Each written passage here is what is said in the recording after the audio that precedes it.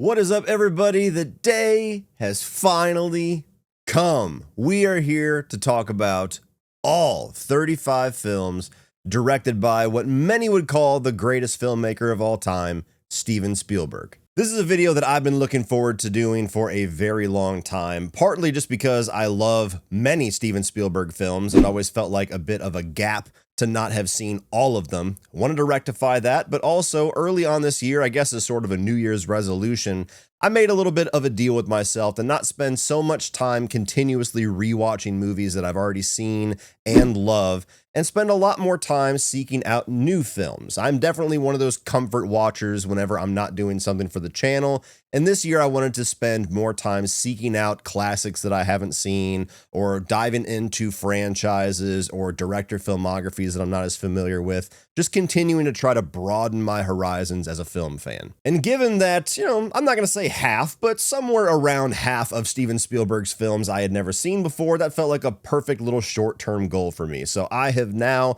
over the last number of weeks, watched every single film directed by Steven Spielberg, including the brand new release Disclosure Day, and now we're here to rank all 35 of them from worst to best. And this is a unique list in that even though I say worst to best, of 35 movies, there's honestly only one that I don't think is very good. Now, with all that said, there are a ton of movies on this list that are all-time classics to most of us. And so it goes without saying, there's going to be a lot of hot takes on this. There's going to be movies that you think are some of the best of all time that I don't even have in the top 10. There's going to be movies that most of you don't think are of top tier Spielberg quality that I am a huge champion of. So all that I ask is down below, give me your ranking, or if you just want to dive into the couple of movies that you disagree with me the most on and give me your perspective on them, let's try to have fun with this. Let's celebrate this man's filmography and not turn this into a bullshit slinging match. All right, here we go. Kicking this off with number 35, the one movie on this list that I don't care for, that I actually think is the one time that Steven Spielberg just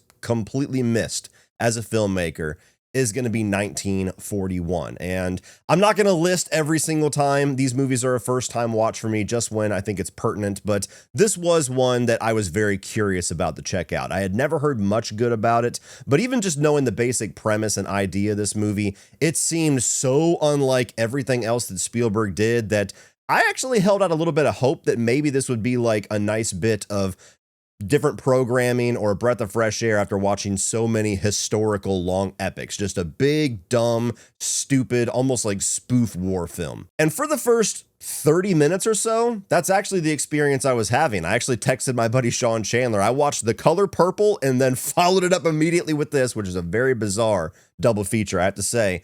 And I was like, man, I think I might end up being a champion of this movie because I've had some pretty dumb laughs here. Maybe I'm just kind of coming down from the horrific events that are taking place in The Color Purple, and something stupid is just like good medicine for me right now. That stopped very quickly. Like, it ran out very soon. And this became a movie that, short of those couple of dumb laughs that I had in the first act, it just felt like it could never hit its stride. It was like 7 or 8 different ideas, different plots, almost different styles of comedy, all just happening all at once. Every idea that Spielberg had thrown at the screen, and none of it really came together to do anything cohesive. I still think that there is some filmmaking magic here. There's some practical set work, some of the action sequences that are in here, which aren't really, that prominent in the movie, but like the airplane shooting through the city and stuff is shot really well. It's got a very old school vibe to it in the way that it's shot that I enjoyed, but the longer it went on, the more messy it felt, the less funny it got. And something that I think is actually, if there is any consistent issue that Spielberg has throughout most of his filmography, it's being a little bit long-winded and going on a little too long.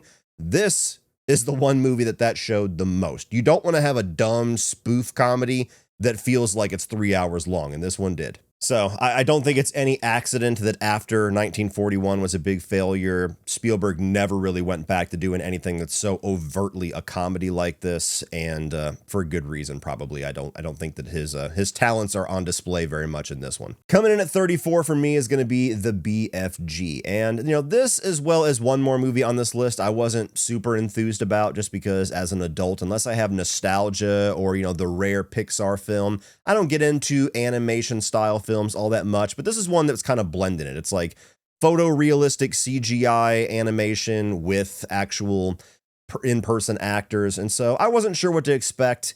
And this was just an odd mix. You know, this is based off of a Roald Dahl book, and pretty much all the other times that his work has been adapted onto screen, I really enjoy it. The best, obviously, being the original Willy Wonka and the Chocolate Factory, but even things like The Witches and James and the Giant Peach, something that's cool and unique about Roald Dahl is that you have kind of that childhood, whimsical, heartwarming side to it, but it's also kind of dark and twisted and weird and eerie.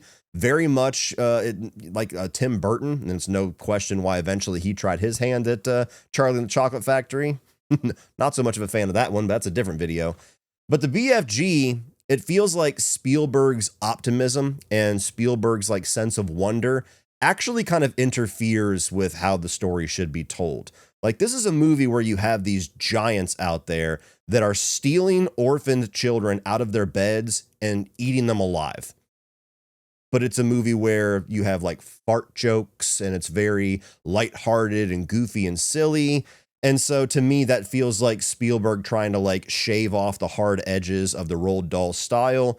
And it just makes the movie feel very unbalanced and kind of odd in its execution. And this was also during that era where they're starting to do like the photorealism of actually shooting actors with this 3D camera technology and putting them into the movie. And the technology wasn't quite there yet. And so it doesn't age very well. It probably looked amazing the day that it came out. And then like a month later, it's like there's this weird uncanny valley there that is kind of off-putting. Now, I'm leading with the negative, but this is a film that I did think was fine. Like, overall, it was solid. It was entertaining enough. It had its cute moments. I think overall, like, the performances, especially Mark Rylance, who has never turned in a bad performance, is really solid here. So this is one that I was just very fine on. I watched it with my kids, watched it with my wife. We all mildly enjoyed it. Some of us enjoyed it more than others, and I was just like, okay, I mean, that was okay. That was decent. Coming in at number 33, and I don't know if this is a hot take or not, but I've got Artificial Intelligence down here, or AI for short. This is a movie that I actually saw as a kid when it came out. I was very much into Haley Joel Osment after Sixth Sense.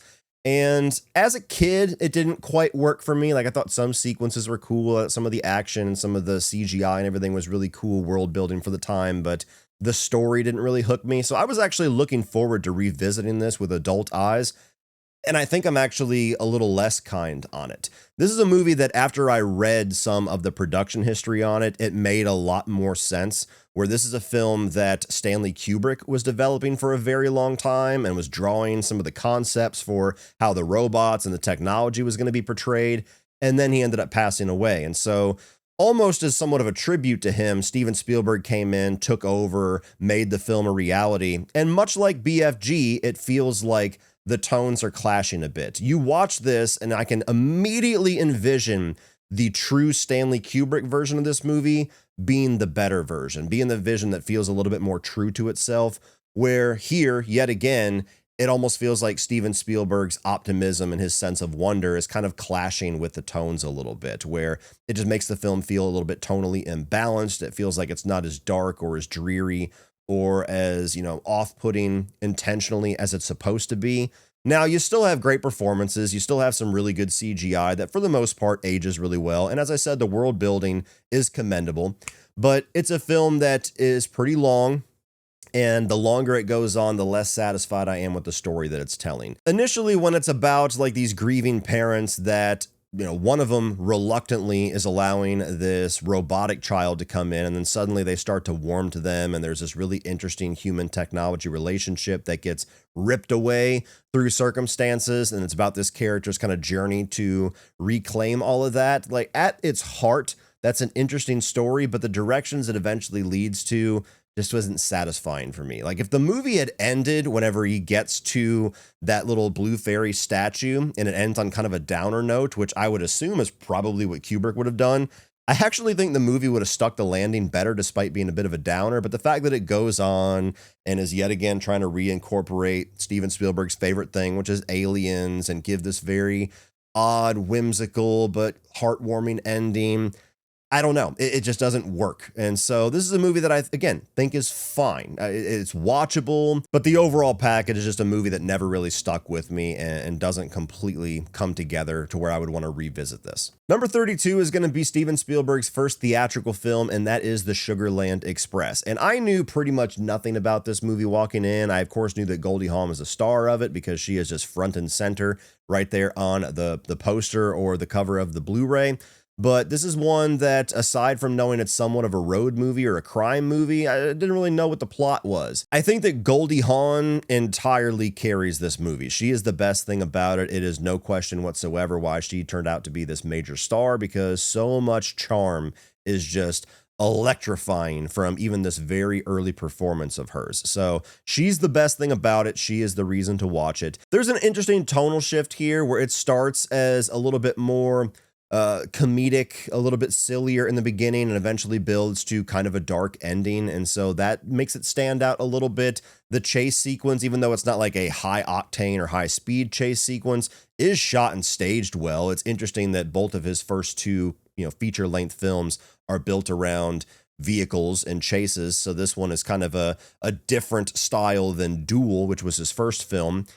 But this was just a very odd movie in the fact that the story is a little strange. You have these two, like, kind of dumb redneck couple, I'll just say what it is, that one of them is in jail. Goldie Hawn has their child taken away from them to Child Protective Services, and she breaks her, the father of the kid, her husband or whatever, out of the prison to go and take their kid away from whatever foster family they are put in. An interesting place to start with two characters, because right away as a parent, you're like, well, why did they take your kid away? If he's in jail, you must really suck as a mom. Like, I don't know. I'm not exactly on your side. Like, these are two characters that are clearly low intelligence, and there's a bit of a charm to that, especially with Goldie Hawn. Like, she is the main reason why you even warm to these two in the first place, just because she is so fun and infectious. And even the deputy character that they've kidnapped that is riding along with them kind of warms to them for that same reason. So that part of it I thought was done pretty well, which is entirely Goldie Hawn's achievement. But even that, the movie's a hard sell for me because I'm somebody who lives in the South. I haven't lived here my whole life. I was born up north and then eventually moved down here. But for as much as you will see in movies, especially older films like this is from the 70s, that Southern characters are almost always characterized as like the stereotype, like the dumb, idiotic character, sometimes to good comedic effect, but even when it's not a comedy, that's typically how they're portrayed. It's like an annoying stereotype to me, because for as somebody that has lived in the South for 22 years now, I've met maybe a dozen people that kind of fit that. Everybody else in the South is basically the same as the people up north, with a little twang in their voice. So that's just a me thing. Whenever you have a movie and you're pitching it to me as we're going to follow a couple of dumb rednecks, I'm like, okay, that can go south very quickly, no pun intended. So this one's, again, a movie that is fine. It was worth a watch. You see some early Spielberg greatness, but not a movie I'd ever revisit. 31 was actually one of the bigger disappointments on this list, and that is a movie called Always. And I say disappointment because this is actually a film that my father loves and used to watch quite a bit. I've seen pieces of this movie plenty of times growing up, just never sat down to watch the whole thing. And so when I eventually sat down to watch this, I was actually expecting that this was going to be a movie that I would be much higher on than most people, because I know that the overall reception's not great. And much like with 1941, for the first act or so, I was really high on it. And I'm going, you know what? This movie's fucking good so far. Like, what's people's problem? And then you get to the rest of the film and I figured it out. The first act, when it's really focusing on the romance between Richard Dreyfuss and Holly Hunter, I think works really well. When it's setting up these characters and definitely giving you hints of the tragedy that's about to come, I think that it really tugs on your heartstrings. Everything after Richard Dreyfuss passes away and becomes like this guardian angel for Holly Hunter as she meets her new love interest, the movie steadily kind of lost me as it went on. It got less engaging, and so much of that is because I feel like it's overly sentimental. Like, sentimentality and like schmaltz, like these are things that you have to paint with a very gentle brush for me. If it feels like you're overcooking it, it really turns me off because it feels overly manipulative. It feels like you're trying to like rip the tears out of me rather than just letting them come naturally. And with a storyline like this, that's just naturally tragic, and very like heartfelt and bittersweet by nature, you don't really have to paint with broad strokes. But Steven Spielberg, for whatever reason, decided to just open the whole can and throw it on screen.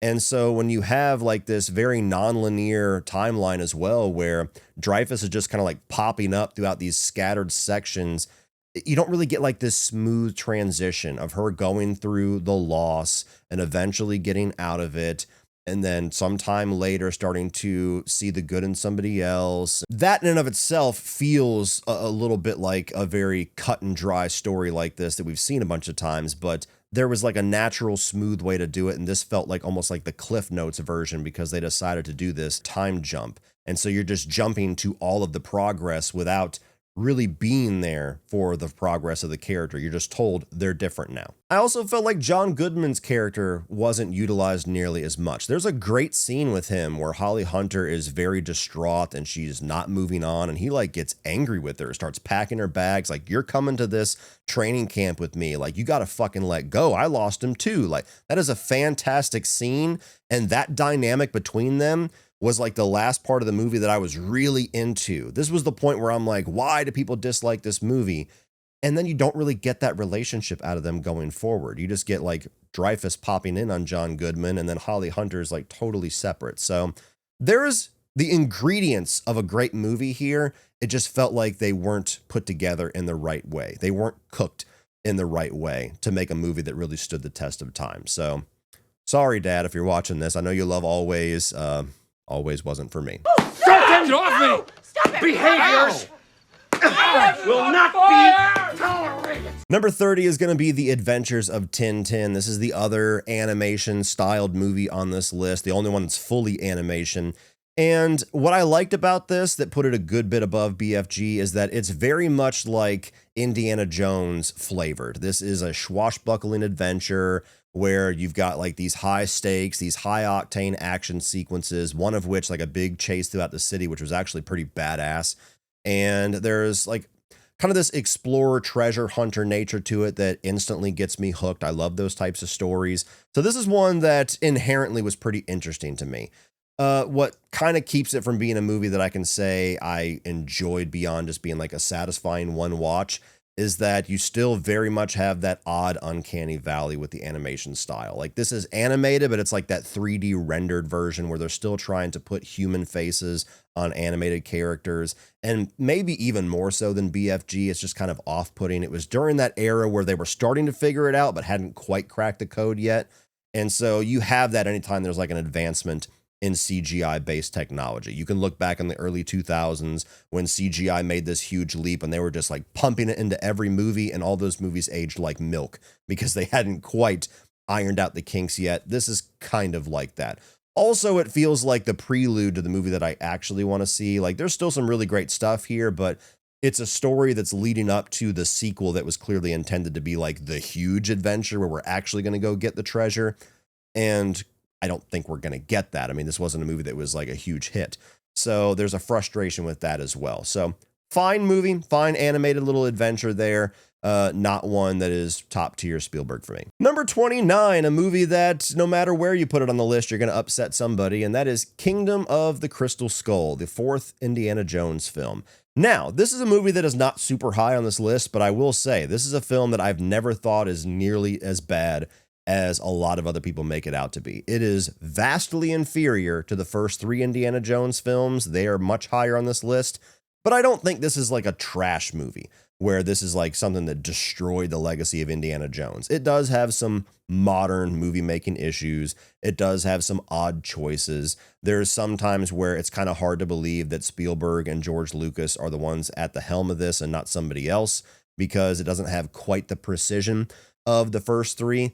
But it's still a fun movie. This still has some of the charm and the magic of Indiana Jones. And I'll tell you, I don't think I've said this on this channel, so this is like, you know, a public admission of sorts. This is a film that I actually softened on even more with the existence of The Dial of Destiny. Now, The Dial of Destiny is a movie that I actually was fairly positive on when I walked out of the theater, and I think when I did my ranking, I had it above Kingdom of the Crystal Skull. I would not say that now.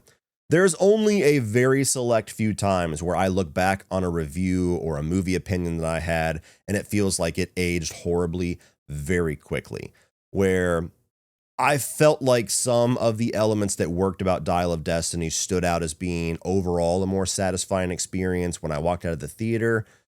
Within a month after watching that movie, I would reverse that, because upon rewatching Kingdom of the Crystal Skull, despite this having lower lows than Dial of Destiny, it has much higher highs. So you still have the fun adventure tone of Indiana Jones that's very much omnipresent throughout the movie. Harrison Ford is still great, even though this is the first movie that's kind of going for the aging Indiana Jones. It doesn't feel like it's so overtly focused on that the way that Dial of Destiny was. And so it's still an enjoyable thing. Like even when you have the sequence at the beginning where he swings with the whip and then misses and comes back and crushes the hood of the car with his ass, like that's still a great bit. I like the relationship that he has with Mutt. I think that him eventually ending up with Marion, that's the proper ending for that character and kind of is the ending as far as my headcanon goes. There is some pretty fun action sequences, even though they're bigger, more CGI driven. Yes, the nuke the fridge moment, not great. Yes, the Mutt swinging with monkeys moment, certainly not great. Aliens being in the Indiana Jones universe, it's not quite as ridiculous as time travel, but yeah, I wouldn't have gone there either.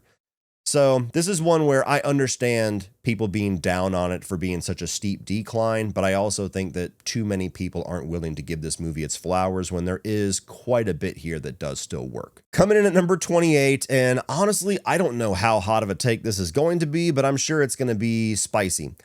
The Color Purple is my 28. This is a first-time watch for me. It's a movie that I've always heard of course. I know the legacy of it. This was like the first time that Steven Spielberg really went full drama and got away from some of the more action adventure and, sci-fi style that he had really become known for. And I didn't know what to expect aside from a historical drama. And while this movie has a lot of artistic craft to it, like it is Spielberg at the end of the day, it's beautifully shot, there's some amazing performances in it. This is the movie that really put Whoopi Goldberg on the map. And, you got Danny Glover in here who does a great job. There is some really dark and horrific stuff that happens here, and you feel it quite a bit. But I gotta be honest, tonally, this movie felt very odd to me.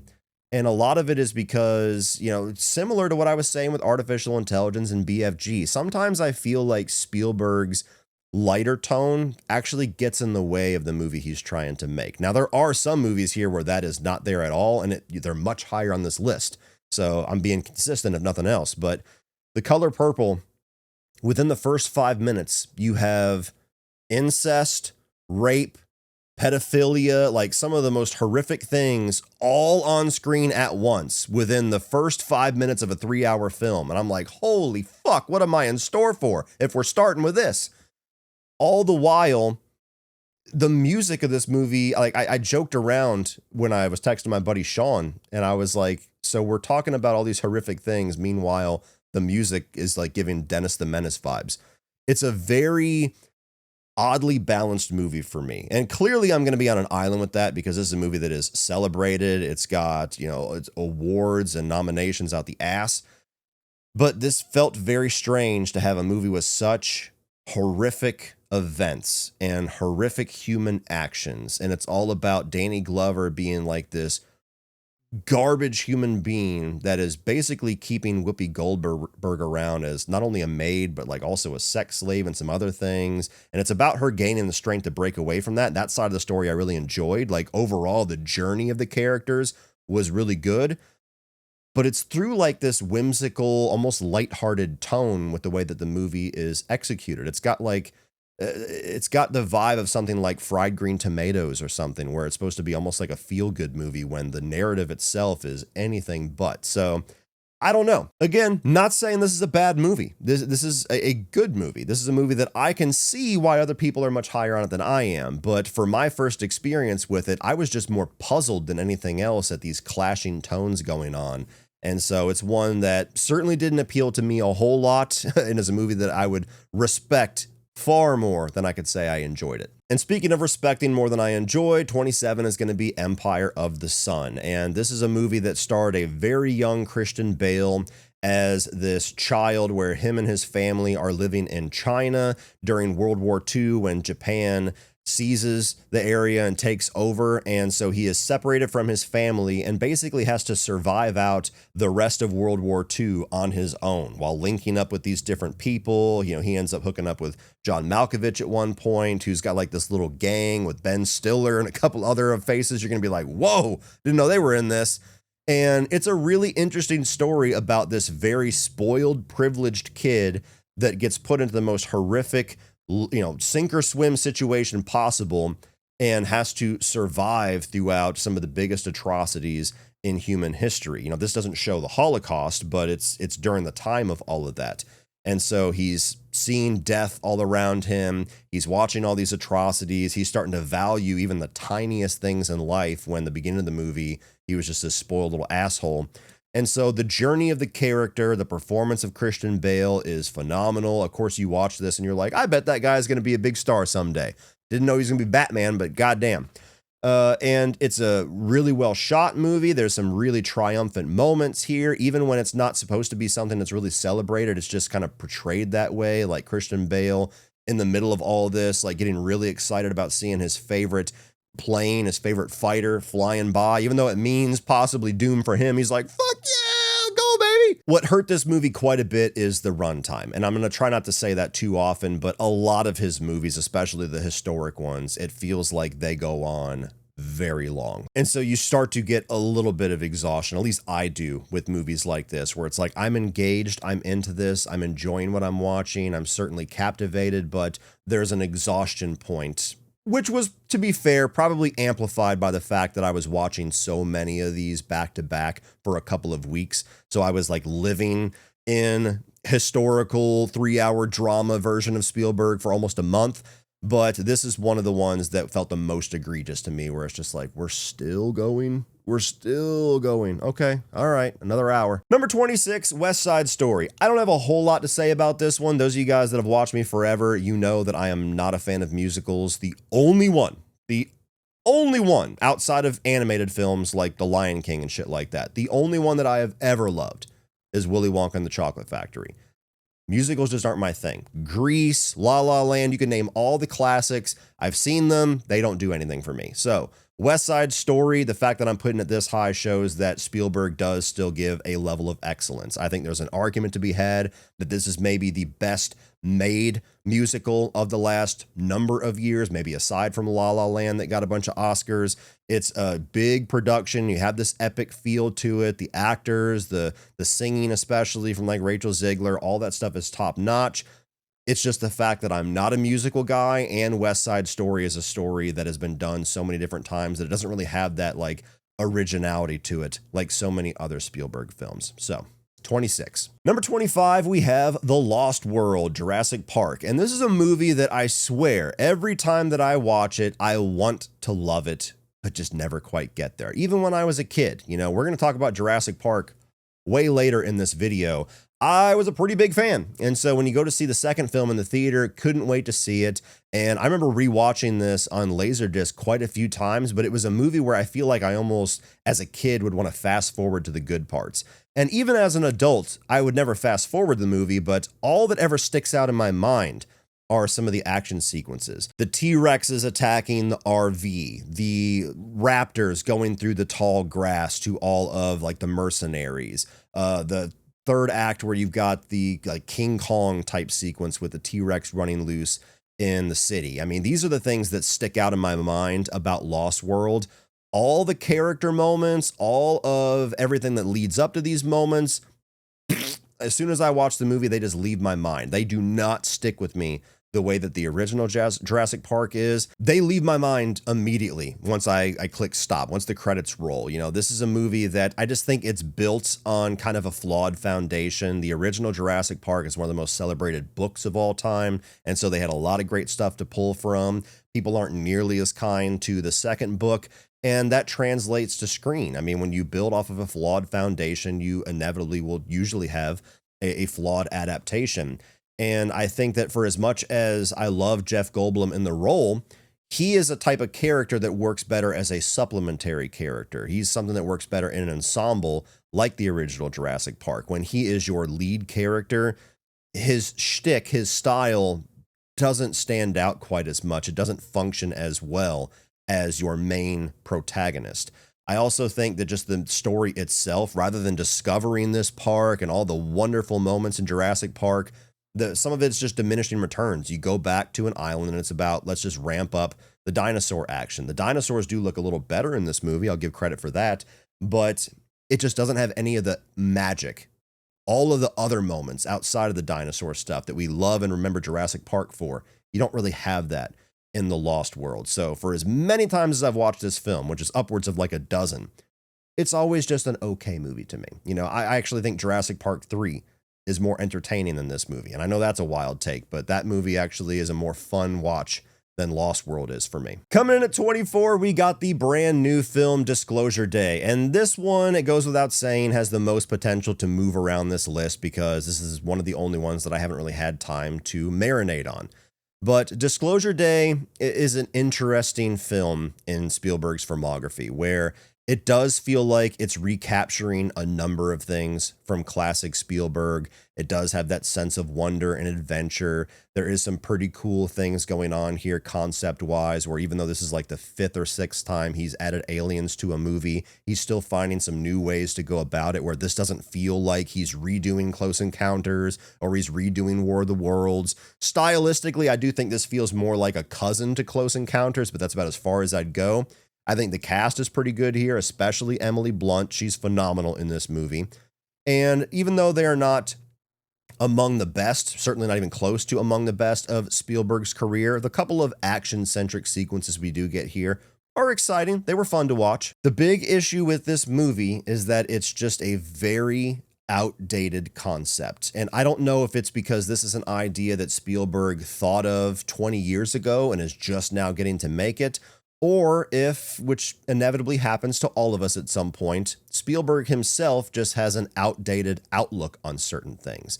And I dare to say it's the latter, because I'm going to revisit this point when we get to the post. But this is a film where the entire premise of this, given the title Disclosure Day, is about these people who find out that extraterrestrials are real, that we have had encounters with them, and the government has been covering them up and doing some pretty nefarious things with this information. And so it's time to let all that truth out to the world. And how are they going to do that? What is the big goal that we're working towards for 2+ hours to get to the end of the film, for the big climax? We got to get this information on the news, because if we get it on the news, the whole world will stop and listen, because everybody watches and values the news.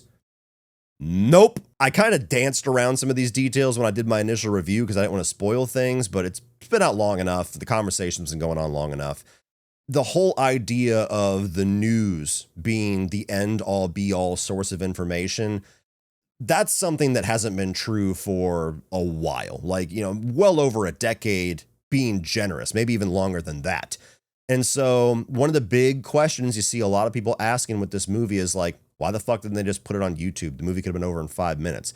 And while there's certainly ways to poke holes in that too, people saying fake news, the YouTube taking it down, government moderating certain social media sites, people wondering if it's AI, sure. But you would also have all that if it came onto the news. I mean, everything that we see nowadays, there's one person that believes it outright. There's one person that says this is absolutely fake. It's AI, it's fake news, it's cultivated, it's nonsense, whatever. So the whole thing built around the concept of if we get this out onto this news organization and everybody's going to link up and reshare it across all these networks, it's going to be like the biggest event in the world.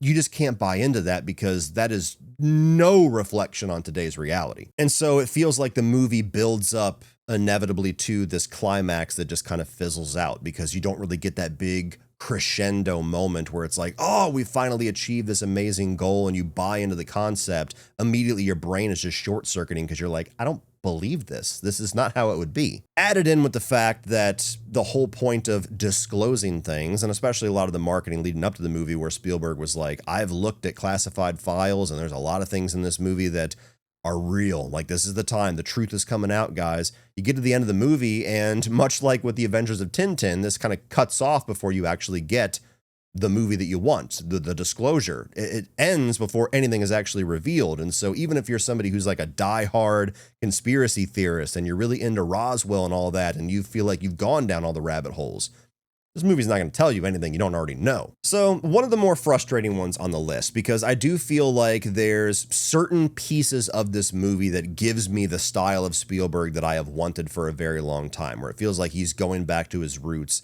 And that stuff still works. It still has some magic here. Overall, I did enjoy the movie enough, but it's leading to a third act that is just such a flawed premise to build a movie from, the one that just has zero relevance to today. Number 23 was one of the more difficult ones to place on this list, and that is Lincoln. Now, if you haven't already discovered, and you're probably going to continue to discover, I'm not really a history buff. I'm not somebody who inherently gets very excited or intrigued about historical dramas or historical retellings. History was my least favorite subject in school. I was more of a math and science guy. So immediately a movie like this, I'm coming in at a little bit of a disadvantage because I'm like, okay, it's a historical biopic, a biography of Lincoln. I feel like I already know everything I need to know. I mean, they hammered this into you in school. And so you watch the movie, and a lot of that is true, but where this movie really shines, obviously, is the performance from Daniel Day-Lewis that got him another Oscar. And he's fantastic. He embodies this character to where, even though I know I'm looking at Daniel Day-Lewis, my brain is telling me I'm looking at Abraham Lincoln. He just disappears into that role. And even though this is an area in history where it feels like anybody in America has been highly educated on this, at least, people who grew up in my generation are. I don't know what the education system looks like nowadays. There is still a lot of a very gripping nature to this story. I mean, it's one of the more pivotal moments in American history where we had this big turn, where you have one side of American politics pushing hard against slavery and the other side pushing hard in favor of it, which was the whole nature, or at least big piece of the nature of our Civil War. And what was most interesting about this movie to me is that you have this figure of Abraham Lincoln, who, we always know the basis of him, which is like one of the most celebrated presidents of all time. He's the reason why we had this big turn and the Emancipation Proclamation and the end of the Civil War and all that stuff. But the movie really gets into kind of the more nitty gritty of the politics side of things, where he actually has to do some, shady, I guess, and maybe that's not the right word, some shady things to get his way, to get people onto his side, to shift the tide in certain directions. So it kind of gets into a little bit of borderline espionage to a certain degree. Again, a word that doesn't completely fit, but I don't know exactly how to describe it. He's manipulating people and things to try to get his way of thinking and his motive for getting the Civil War ended and getting slavery abolished. And it was an interesting way to experience that side of history, because that's not the side you learn about in the history books. You just kind of learn the cliff notes of what happened, when it happened, and what it led to.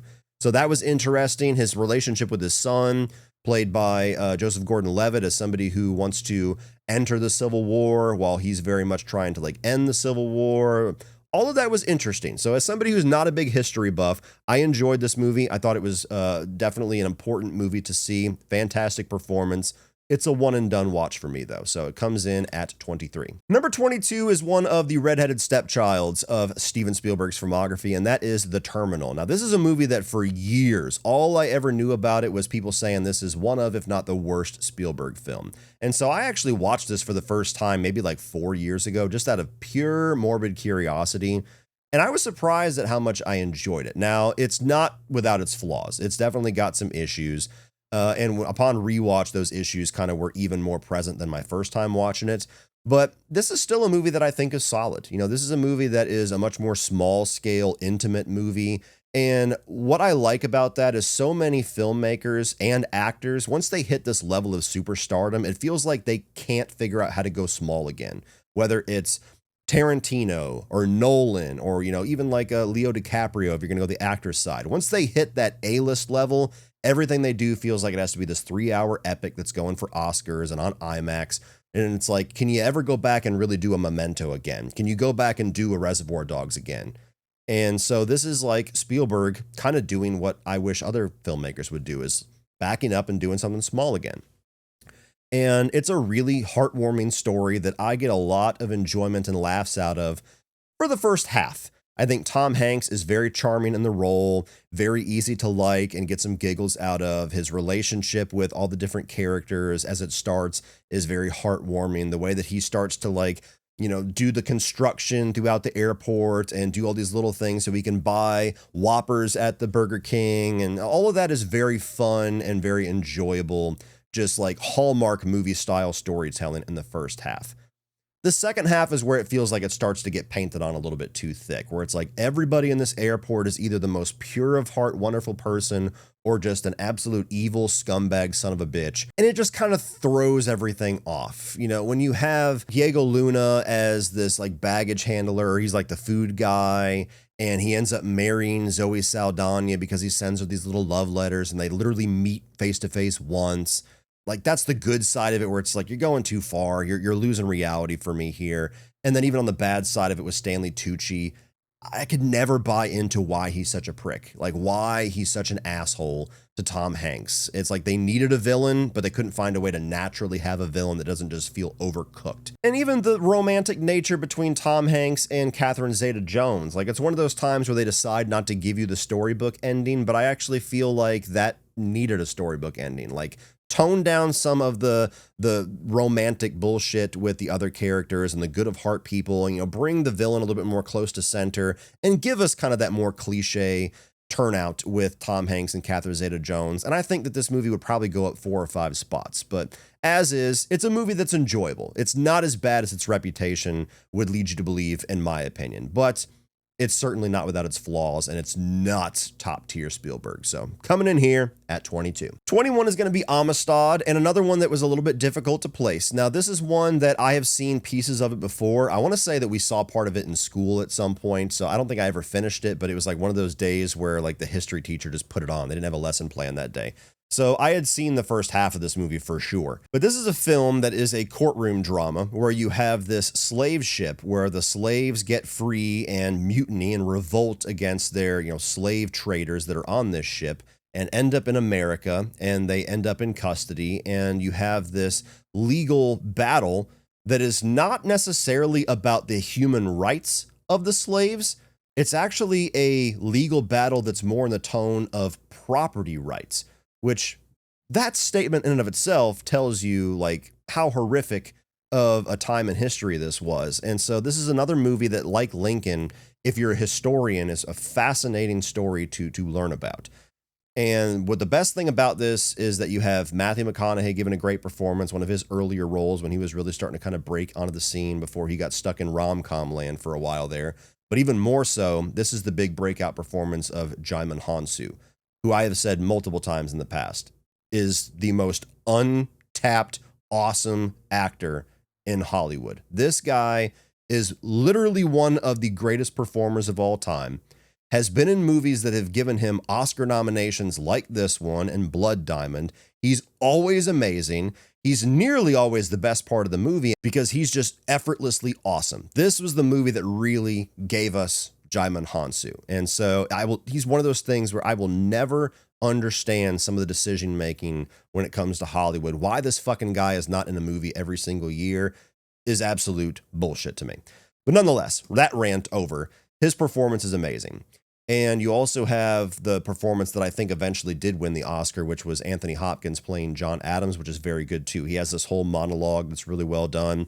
What holds this back for me, aside from just my slight lack of interest with history inherently, is that this is another film that goes on very long. It's very slow, but even more so, it's a courtroom drama where we're basically trying the same case 3 times, which again is part of the point of like how bullshit of an era in history this is, where they win the case and then through fuckery of people that want to keep slavery in place, they work their loopholes and get that judgment thrown out. So they got to try the case again. And that happens the 3rd time. So it's a big victorious moment when they finally win the case for the 3rd time. And it's just like, without a doubt, this is dead, done and dusted. No more bullshit. They're free. Paired with an absolute gut punch moment where you get a lot of the epilogue with the text and everything, not to spoil things, but showing that despite all this adversity, despite surviving these atrocities, despite just surviving these, these bullshit trials, Djimon Hounsou's character heads back home and his wife and his child aren't there because they've since been sold into slavery. Like, horrific shit. But yeah, this is a movie that, just like with Lincoln, extremely well done. one and done watch. Coming in at number 20, we've got War Horse. Now, this is a movie that I knew nothing about aside from just what I could deduce from the title. And this is a film that's going for a little bit more of kind of a heartwarming, almost family movie that's set during the World War II, I believe, versus all the other stories that we get from World War II from Steven Spielberg that are very much these emotionally taxing, devastating stories. So I was intrigued to see what was going to happen here. And I think that there is quite a bit here that does have that magic to it, that does have kind of that heartwarming, like very victorious vibe going on. The relationship built between the main character and his horse is one of those like classic man and animal bonding stories that works really well.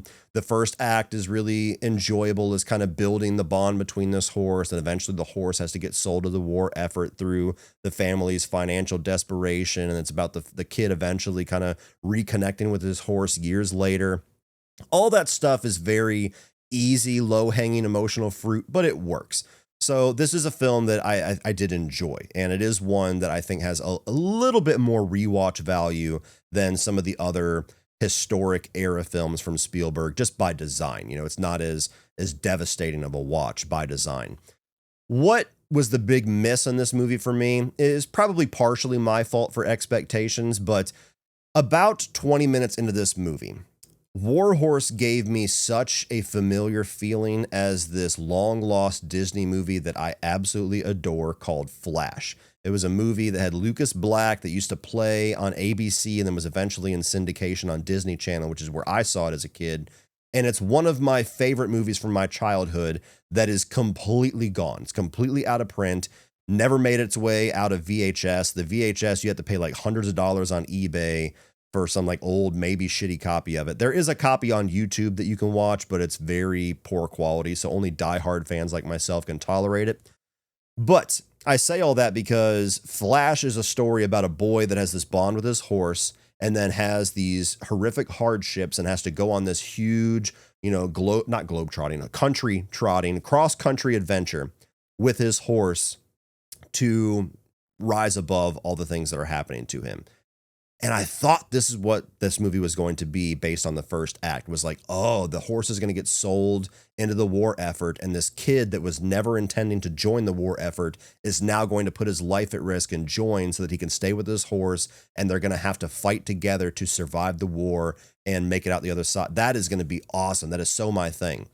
And that's just not what the movie was. The whole middle hour of the film, the kid is gone. As soon as it gets into where the horse is in the war effort, he changes hands to all these different characters, which are really interesting characters and good actors. You got Tom Hiddleston at one point, but it's basically the horse going from this person and then that person dies. Then the horse ends up with this person and then that person dies. And the horse ends up with this person, leading up to eventually the kid reuniting with them. But if that middle hour was different and the kid and the horse were still the main presence in the movie, I think this would probably be top 10 Spielberg for me. But with that middle hour feeling so disjointed from the version of the movie that I would have preferred, it's a movie that I like. Can't say I loved it. Number 19 is one of those placements that I know is going to be the one that I'm going to get the most grief for in the comments section. But Close Encounters of the Third Kind is coming in right here. Now, this is one of my first time watches. This is actually the only movie as far as like the classic Spielberg era, quote unquote, that I had just never got a chance to see. I didn't have it as a kid. As an adult, it just never really felt like a movie to prioritize for whatever reason. So this is one of the ones that I was most excited to finally watch and experience and cross off the list. And while there's a lot of things that I do enjoy about this movie, I also think it's one of the only movies, if not the only film from that quote unquote classic era that hasn't aged nearly as well as the others, and I'll explain why. So Close Encounters, definitely like the first big time that Steven Spielberg dove into extraterrestrials and started kind of this trend of like the thing that he's arguably most associated with as a filmmaker, as a storyteller. And there's a lot of great stuff that comes from that. There's some really great, for at the time, visual effects with how he visualizes the flying saucers and everything like that. There is a sense of wonder and mystery and intrigue that is palpable throughout the entire film. This movie has some unbelievable shots. The one, of course, that I always knew just from trailers and from clips that is amazing is like where the little kid opens the door and that orange glow just kind of like paints him as a silhouette, which is awesome. But one that I had not seen until watching the full film that is legitimately one of my favorite shots in his entire career. Is where in the first act, after the town blacks out and Richard Dreyfuss is driving through these roads as a lineman trying to like map out where the power line issue is. And you get like these set of headlights that come behind him and he waves them on and the car goes around him. And then you get that scene again later on where he's yet again on a dark road and a pair of headlights come up behind him and he waves them on and the headlights rise up above his truck.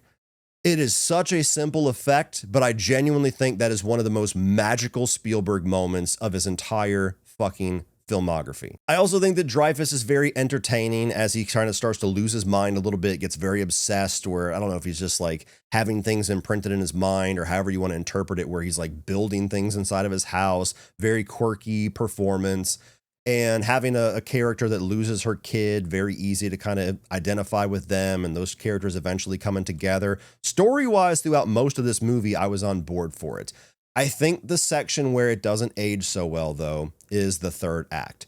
The third act is very much a showcase for the visual effects at the time, which at the time were badass, were awesome, were revolutionary. And so I understand fully why this movie has the legacy that it does. Because the whole third act is basically them on this little mountain, you know, playing certain tones or whatever on this keyboard. And you got these different lights and the different UFOs flying and the reveal of the whole UFO and the aliens. And it's like, holy shit, you're just having your mind blown back in the 70s when this came out. In 2026, and it is my fault for waiting this long to watch it, I'll own that, that doesn't work the same.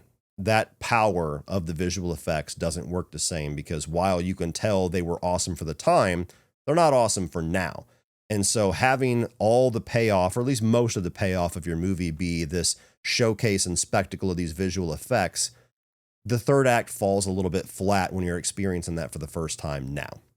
So it's a movie that, you know, it has a lot of the magic of early Spielberg. It has a lot of the intrigue and the wonder and the sense of adventure. It doesn't really have like the pacing or the excitement that you get from a lot of the other movies around this time. And so ultimately when you get to that for the third act payoff, it just kind of ended on a little bit of a whimper for me. So a movie that I recognize and understand its legacy, but I'm not nearly as fond on it, obviously, as a lot of you that grew up with it. Had I grown up with it, probably would be a different conversation. Coming in at number 18, one of, if not the most frustrating and hard to place movie on this entire list, and that is War of the Worlds. I literally changed this movie's placement like 4 or 5 different times because there is so much about this movie that I think is awesome. And at the same time, there's things with the storytelling and the characters of this film that I think is some of the messiest work that Spielberg has ever given. Now, to start with my gripes, I've always felt, despite being a massive Tom Cruise fan, that he is very miscast in this role. You have a father who, for the little bit of characterization we're given for him in the first act, is kind of a little bit of a deadbeat. You know, I'm not going to go as far as to say he's a loser or anything like that, but he's a guy that lives in this little apartment that, you know, is only responsible for himself, doesn't really seem all that driven, has that carefree kind of personality, fucking peeling around corners in his muscle car, and clearly doesn't have much of a relationship with his kids that stay with the mom pretty much full time. And he's watching them because the mom and the stepdad are like going off on a vacation or whatever. And so clearly from the beginning, you're supposed to like buy into this broken relationship between father and 2 kids. And this journey that they're going to go on through survival is going to bring them closer together and give Tom Cruise, his character, the opportunity to like rise up, step up, and be the person that they need, which is a good idea. It's, you know, a little classic, but it's a good idea for a story like this for the backdrop. But you just never really buy into his character because everything we're told about him does not match his on-screen personality, which is the cool, carefree, charismatic, charming Tom Cruise character. So there's one thing. Aside from that, as the movie goes on, the way that the older son is characterized as one of the most insufferable characters of Spielberg's entire career, where clearly he's trying to go for some kind of like a human first, like join the war effort type character where he sees all these people dying and he's like, I'm tired of hiding. I'm going to take the fucking fight to these aliens. Like, we got to fight back and not hide. the way that they execute that only makes you hate his character. It only makes you despise him for how stupid he is. It's like, what are you going to go fight them with? Your fucking hoodie, you idiot. And then eventually that characterization of him rips him out of the storyline because he's off doing whatever the fuck he's doing. And now Tom Cruise and Dakota Fanning are by themselves, only to lead up to an ending where him and his son embrace like all is good when there was no work done to actually establish that, to get us to buy into that. You know, it's one of the many problems with the ending of this movie. The ending is also just anticlimactic. You know, you get a voiceover from Morgan Freeman, which is, for as much as I love Morgan Freeman, the intro and the outro voiceover is a very odd place in this film. And it feels like it just kind of comes to a screeching halt rather than building to the ending. And aside from that and there is a lot of contrivances, mostly with the ending, but also throughout the entire film, where we're told technology doesn't work and then we're shown technology working so they can have a cool shot. And we're told certain rules that those rules are then broken so that we can have a cool shot. We have an entire airplane that falls in the fucking house when they're inside the basement, and then they come out and there's still the car there in the driveway, unscathed with a perfect path they could drive out. It's just like stuff like that where you're like, okay, no, that doesn't work. But despite all of that, which are pretty glaring issues that do annoy the hell out of me, everything that works about this movie is fucking awesome. The spectacle, the scale, the sci-fi action adventure with a little bit of horror tone in here is really well executed. The special effects were phenomenal at the time and still hold up pretty well. The imposing nature of these tripods really works, especially with the sound design. Like that shot where everybody's trying to get onto that ferry at night and you got one tripod that comes onto that hill and sees them and whong, puts that little siren out, like bone chilling moment as it gets into like hinting at what they're doing with these human captives, like basically grinding them up and spraying them onto the ground or whatever they're doing. Like that shit's pretty gnarly. The segment of the film with Tim Robbins, I think, is really intense. So it's such a frustrating experience because the things that are good are fucking great, but the things that don't work are pretty bad and are pretty disappointing because they're right next to something that's awesome. So I actually really wish that there was like a way we could hit the button to like change history and actually swap places in time with when the War of the Worlds movie came out and when Disclosure Day came out, because you swap those and you give us Disclosure Day, the exact same movie back in the early 2000s, I actually think that movie hits way harder because its overall point is way more relevant to that time. And then War of the Worlds with today's technology and today's version of Tom Cruise and a little bit better storytelling could be one of the best sci-fi action horror movies of all time. But nonetheless, this is the reality we live in. A movie that I do really like, but God, I wish it was better because it had all the elements there to be like top 10 Spielberg, but comes in at 18. Number 17 for me was Bridge of Spies. This was actually one of the last movies that I watched. I was putting it off for a while because I didn't really have a whole lot of interest in it. And for the sake of just saying it, I had this, and then I left Schindler's List and Saving Private Ryan for my final two watches because those are the ones I was looking forward to the most, and I wanted to kind of end on a high note. So this was like the last obligatory Spielberg watch, if you want to call it that. And I was actually surprised how much I liked it. And it really kicked in the second half. The first half, where it's more of a courtroom drama, I wasn't really that into it. I was actually very disengaged with it, where you have Tom Hanks that comes in. Mark Rylance is found out to be this Russian spy during the Cold War. And so he's on trial for his crimes against the U.S. and all of that. I was just like, I don't know, man. I'm not really into all of this. Like this, we still got 2 hours left. What is this going to be about? And then as soon as you get into the second half, which is the more interesting piece of the movie to me, where it's about Tom Hanks, who is Mark Rylance's lawyer, basically being commissioned to go across over to the Russia and negotiate the trade of a U.S. POW for Mark Rylance's character, then the movie got pretty nail-biting. Then the movie got really interesting. The performance by Tom Hanks is really good. Like, for as much as I'm frustrated, going back to what I was saying earlier about actors and filmmakers that can't ever, like, go back down, as much as I'm frustrated about Tom Hanks never going to give us, like, another Big or Splash or anything like that ever again, always going to go for more of these Oscar roles, there's something to be said about the endless talent of the guy where he never feels like he's playing the same character. He never feels like he's giving you the same performance, even in Spielberg's filmography. And so his character is just somebody who is very ballsy and risky with what he's willing to do to try to save these American lives was really interesting to me. And all the way up to the third act of the movie where it got genuinely tense, where you have this square off where it's like, we've got your guy, but you got two of ours, and they end up negotiating something where only one of them is going to be there in person. They just kind of have to trust the other one's on the way, and people end up being late, and you're sitting there like every second counts. Is this going to happen? Are they going to start shooting? It was a pretty interesting movie that I was pleasantly surprised with how much more intriguing it got for me as it went on. The last thing that I'll say here, Mark Rylance is a phenomenal actor. I'm not going to take anything away from him, and his performance in this movie is very good. But now that I've finally seen Bridge of Spies, the fact that he won the Oscar over Stallone for Creed, shame on you, travesty. That's right, it stinks! Number 16, we've got The Fabelmans. And much like with West Side Story, I unfortunately don't have a lot to say about this. I wanted to try to fit time to give this a rewatch, but I'm kind of going off of memory from when this came out. Was it 2 years ago? What I like about this film is that it's semi-autobiographical without feeling like Spielberg actually doing a biography on himself. Like, it feels like a celebration of the power of film.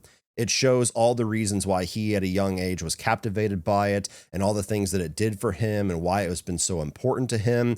And what I like about that is so many times when you get a movie that is about the importance of film, it inevitably ends up feeling like Hollywood patting themselves in the back for being so awesome. Which, as much as I love movies, those of us that live in the real world, it's like, okay, no, you guys do some dumb shit.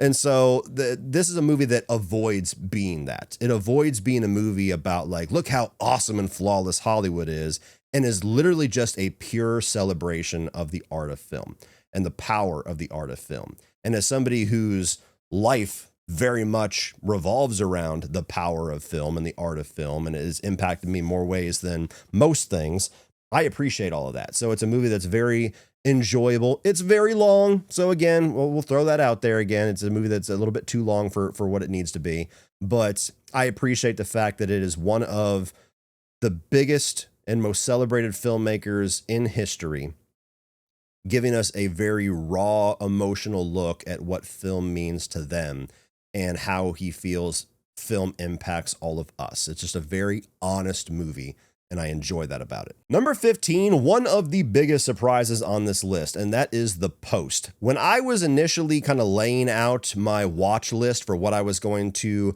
check out before eventually clicking play or clicking record on this video, I'm going to be honest, The Post was the movie that was going to be the first time watch for me that I was least interested in. Just knowing it's Tom Hanks and Meryl Streep and they're in a newspaper, I was like, oh, fuck, there is zero chance this is going to be for me. And this is yet again another time where I learned the lesson of don't judge a book by its cover, especially when it's directed by Steven Spielberg, because that fucking guy can make any premise intriguing and nail-biting and interesting. So this is a film that is about the Vietnam War, where you have this like war reporter, I believe, where he basically gets the idea from being boots on the ground that this war is unwinnable, that we are just losing American lives. There's no coming out of this in any kind of victorious way. We just have to pull out. And he gives that information to the American government. And immediately the American government portrays it very differently to the public and says, hey, we're sending more boys over there. We're kicking their ass. Let's keep going. And so this guy, much like Disclosure Day, decides to take all the classified files surrounding multiple administrations and their efforts and what their true motivations are with the Vietnam War, and we're going to disclose it to the public. And so it's about Tom Hanks and Meryl Streep being the owner and operator of the Washington Post, getting this information and deciding if they are going to be the one outlet to release this and risk the wrath of the American government. So it's a movie about the truth of war. It's a movie about the importance of the press. It's a movie about the corruption of American government and the dangers of American government having any sort of interference on the free press. And it is a really interesting, intriguing movie. You have great performances, of course, that goes without saying, with people like Tom Hanks and Meryl Streep. but it is a movie that as it goes on its surface, you think, how can a movie about a newspaper be nail biting? When it comes down to the wire of everybody being scared, everybody feeling like this is not worth the risk, fuck it, let the American government do what they want to do, and having a couple of people saying, fuck that, we're putting this out. Like, it is a really good story. The only issue with the film, and the fact that this is very stylistically and narratively similar to Disclosure Day tracks, the only issue is that this is a film that was released, I believe, during Trump's first administration. And so not only was this intended to be like a look at history, this was also like a don't let history repeat itself type of release, where Spielberg, everybody involved was like, okay, we're already starting to see some risks of the current administration putting their hands into the information that the American public is given. Look back at what happened here. Let's not repeat history. And the issue with that is when you look at the movie through that lens with its actual intention, the purity of what is going on with the message there is valid. Yeah, you don't want your government basically regulating the information that you get. The truth should be the truth, and we should all have access to it. But in today's society, in today's world, the news is not the pure truth. The news is very much bought and paid for. The news is very much, agenda based. A lot of times there's this side of the news, there's this side of the news. This side loves the administration, this side hates the administration. And so it's a very muddied message, just like with Disclosure Day, where it's like this message coming out in maybe, the 90s, even the early 2000s, arguably, cool, we get it. Nowadays, it's like, yeah, at heart, what you're saying, I agree with, and that's important, but it's a little bit more complicated than that nowadays, when it feels like what information we're given is always manipulated, even if it's not through the government. It goes back to a quote that I heard from Denzel Washington, which is that if you don't read the news, you're uninformed, but if you do read the news, you're misinformed. It's just the nature of the beast nowadays. So maybe one day we'll get back to some sort of promised land where that isn't the case, if it ever was, but that's literally the only issue that I could take with the post, is that the overall message of the movie is, again, a little bit outdated, but the movie itself, very pleasant surprise. Number 14 is going to be Duel, the first feature-length film by Steven Spielberg. And this is a film that has always kind of been on my radar, just never actually took a dive into it. And this was a really, really cool, simple thriller. I mean, this is about as basic as it gets. You got one protagonist, and you have a villain that we never even see, who's just like this crazy truck driver that he kind of pisses off, and then he's just antagonizing him and chasing him and trying to kill him the entire film. And it's genuinely a really solid thriller. And I think what made me warm to this movie so much when I first experienced it is that I can absolutely see how this movie inevitably inspired some of my favorite movies, namely Joyride, and even more so The Hitcher. You can just see like the prototype of some of those movies in Duel. You see some of those early filmmaking greatness of Steven Spielberg with such a small scale story, which I don't think is as present in something like the Sugarland Express. Here, it's like the way that he moves the camera, the way that he shoots some of these chase sequences, the way that he shows, these nail biting moments where he's about to get pushed into a train and everything. It's a really old school movie.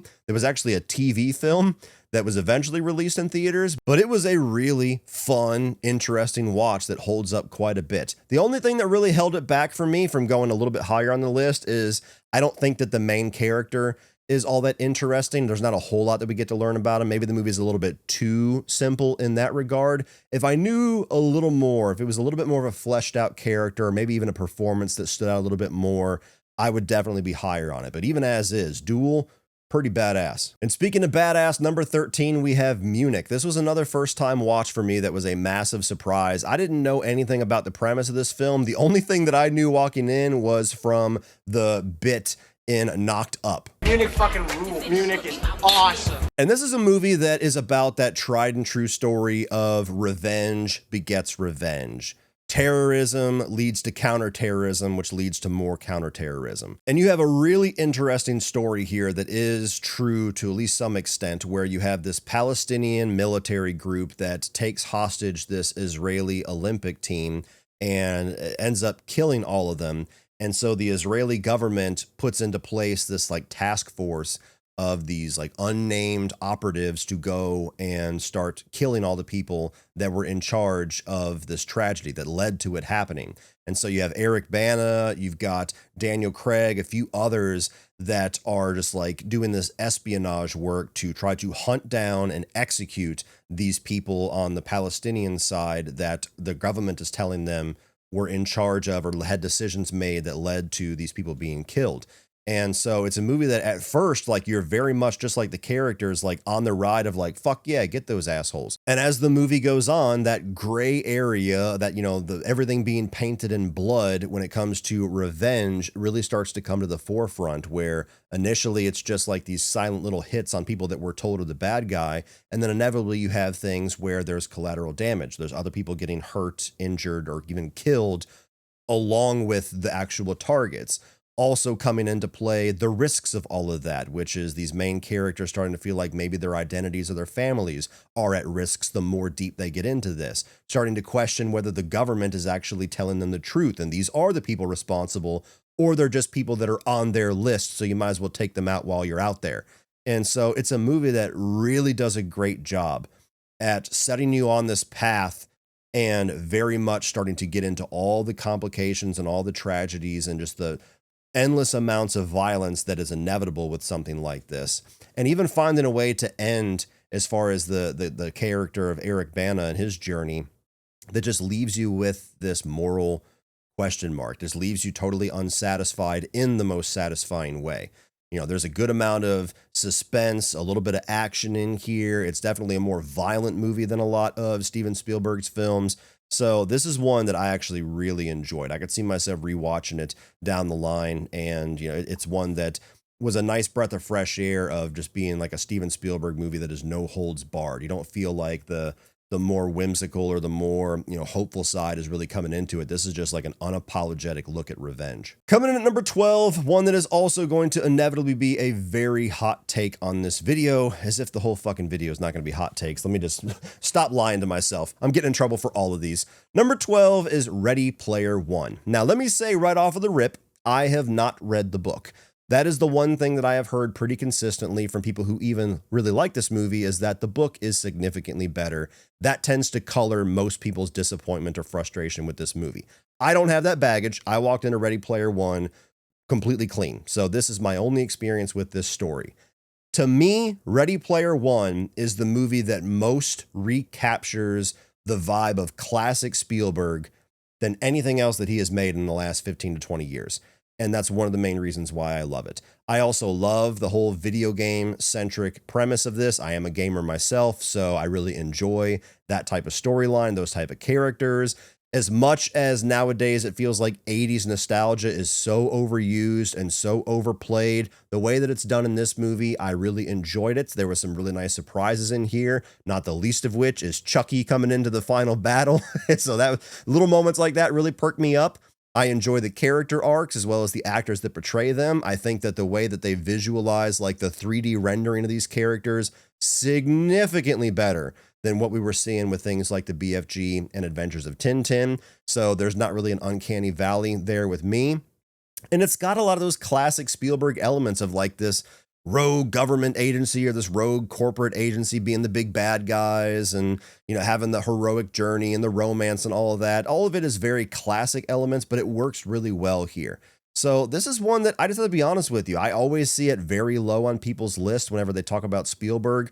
And I just don't get it. There's not a whole lot about this movie that I don't enjoy. I rewatched it with my family. All of them loved it. My wife, who's not even a big video game person, she really enjoyed it. So this is one on this list that I just always feel is people are way harsh on. It's highly underrated in my opinion. I get a lot of enjoyment out of Ready Player One. Coming in at number 11, we've got Indiana Jones and the Last Crusade, the end of the Holy Trinity trilogy of Indiana Jones. And this one, despite being a movie I really enjoy, I mean, it's at 11, give me a fucking break. It's always been my least favorite of the three. What I really do enjoy about it, of course, just like the first two, is that the practical sets, the practical action, stunt work, all of that is just as awesome as it's always been with those original Indiana Jones films. Harrison Ford is as good as ever in the role. And you have the addition of Sean Connery, which is the main thing that makes this movie stand out, is that you've got James Bond teaming up with Indiana Jones basically for a movie. And those two work wonderfully from each other. You know, they have a great chemistry, a great back and forth. I really enjoy the father-son relationship. I just have a soft spot for father-son stories as it is. And I really like how, in a lot of ways, this does recapture some of the things that we really enjoyed about Raiders of the Lost Ark and doesn't feel like it's just overtly copying Raiders of the Lost Ark, even by having like Nazis be the main villains. It's a movie that there's not really anything I can really take away from it, honestly. It's a really great action-adventure movie that I often hear people say is their favorite of all the Indiana Jones movies. I mean, that's how good the first three are, is that it's a hard debate sometimes for a lot of us that grew up with them. The reason why it's always been my least favorite is that it's easily the most lighthearted of the three. Because Temple of Doom went so much darker, it felt like this was kind of an overcorrection, where they softened it a lot further than even Raiders of the Lost Ark was, where it's a little bit more comedic. It's not quite as dark or as dangerous with the villains or with the, you know, violence that is shown. And I like my Indiana Jones to have a little bit of a rough edge. I like him to feel like he's a little bit of an anti-hero, and this is but the point where he's very much the protagonist, the hero, the good guy, the shining knight. And so that's just not as inherently cool or as interesting to me as the other versions of the character that we got with the Spielberg original trilogy. So, not taking anything away from Last Crusade. It's awesome, but that's why it's at number 11. And now we have reached our top 10, and man, like, as if like the top 15, 16 are not difficult because this guy's got so many fucking hits, but the top 10, these are all movies that are just like stacked. I mean, at this point, we're at 5 out of 5 territory for every single one of these movies for me. So, to a certain extent from here on out, maybe with the exception of my top 2. You ask me on a different day, they'll shift a little bit, but they're still going to be in that top 10. Some of the greatest movies ever. And coming in at number 10 was one of my first time watches that I was most looking forward to and ended up being the most rewarding. And that is Schindler's List. Holy shit. This is a movie that obviously I know the reputation of it. Obviously I know what people say and what people think about this film and what it's known for. I've heard about it my entire life. Just never really took the time to watch it for whatever reason. Probably because I'm not a big history buff, for as lame as a reason as that might be.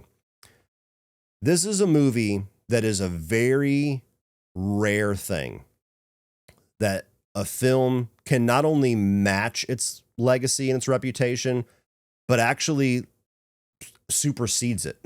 Like, it almost felt like this movie was undersold to me when I watched it. This is one of the most haunting and devastating things I have ever seen in my life. And I'm a hardcore horror fan. Of all of the movies that have taken a look at World War II, and more specifically the Holocaust and the Nazis and the Gestapo and Auschwitz and all of that, and there's tons of them, of all of them, none of the ones that I have seen have come anywhere close to how horrific and haunting and devastating Schindler's List is. This is a film that is so punishingly bleak and horrific and devastating that even though you're watching it knowing this is actually something that happened, this is a piece of our world history that will forever be there, it's almost hard to believe that it's real. Spielberg does not shy away at all from the horrors of the Holocaust. He does not soften any of the edges. He does not try to make it palatable. He does not in any way try to like inject entertainment into this. This is just, like Munich, a total unapologetic look at a real life event. And as if we didn't already know how unbelievably horrific those events were, like, this movie just stacks it into a 3-hour and about 20-minute runtime, where just as soon as you feel like you have seen the most devastating thing this movie has to offer you, you are barely getting started. All the way from like overt violent images, like somebody being shot or somebody being killed in front of their kids, or having a kid killed in front of their parents, or having somebody being marched into a train and a Nazi just comes up and rips the kid away and the mom's screaming, and you just know in that moment they're never going to see each other ever again. Like, moments like that, yes.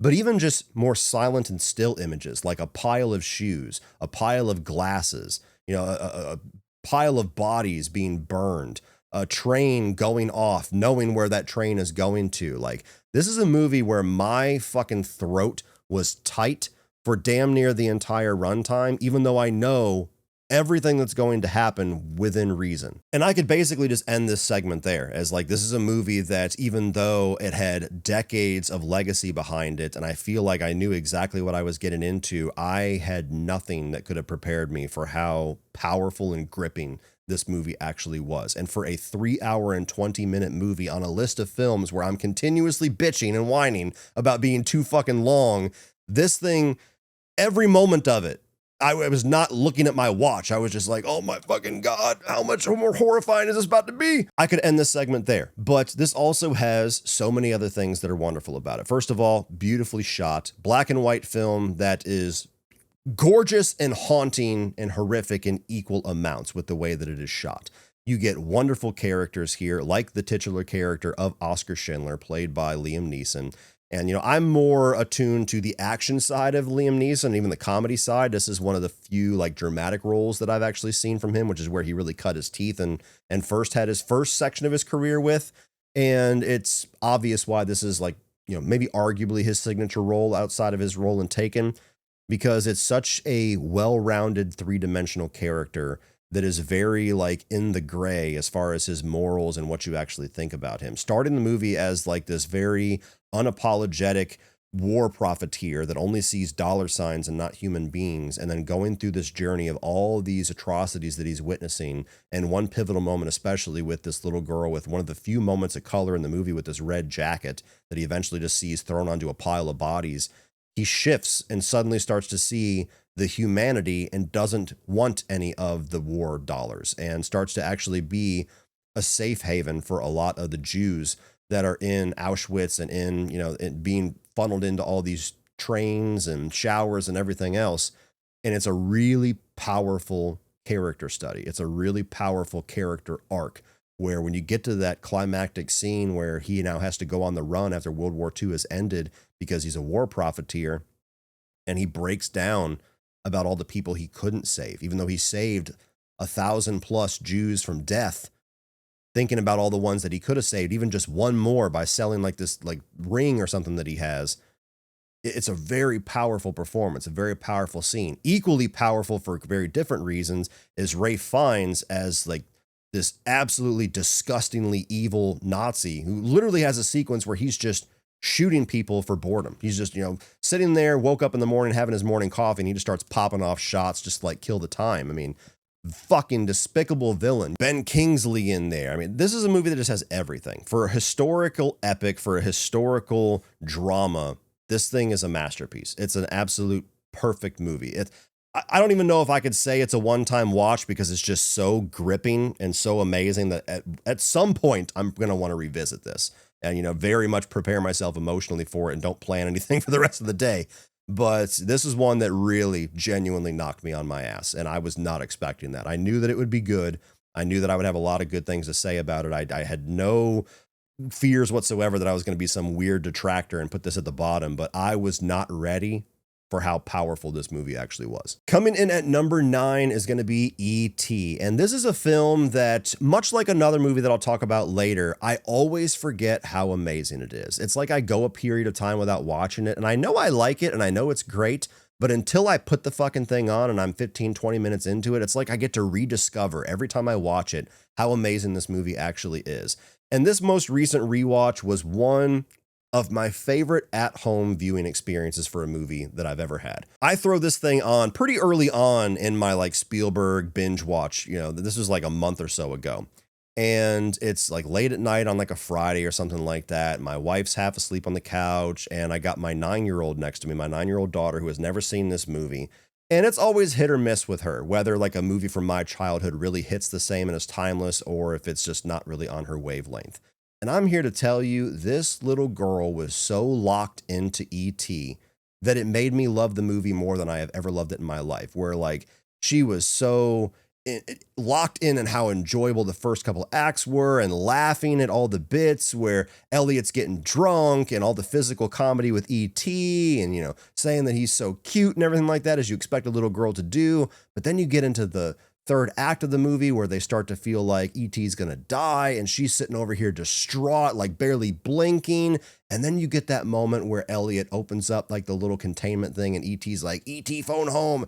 My daughter raised her fist and was like, yeah, he's okay. Like, I'm almost tearing up. Like, I've always enjoyed this film for all the reasons that pretty much everybody on earth enjoys it. But like watching it with her, that was one of the most fun father-daughter moments that I've ever had. And I immediately got on Amazon and overnighted a little E.T. plush for her and put it on her bed to find the next day. So E.T. instantly has become one of my daughter's favorite movies of all time, where, you know, I've done some research and talked a lot about Spielberg and things like that. And this is her. She said, Dad, that's my number one, that and Jaws.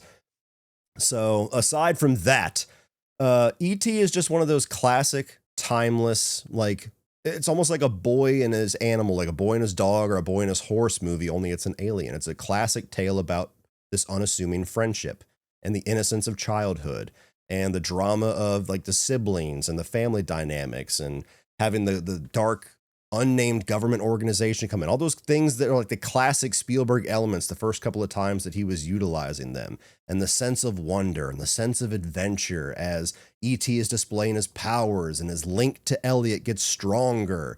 And they have that iconic moment where they float off in the bicycle to fly away from all the cops, and E.T. and him have that silhouette over the moon, which has become the signature for Amblin Entertainment, all the way to the victory in the third act where they get away from the government and get E.T. back home. Like, this is a perfect, timeless movie. Even the effects on E.T.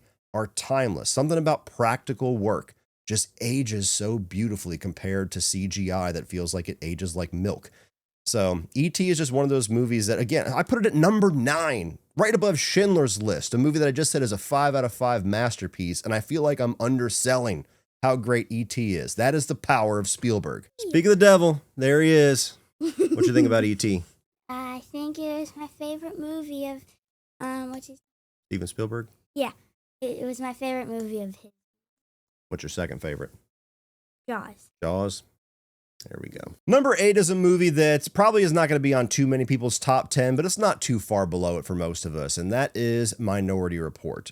I enjoy the living hell out of this movie, always have. This is one of my favorite sci-fi action films of the 2000s, and it's one of my favorite Tom Cruise movies of his entire career.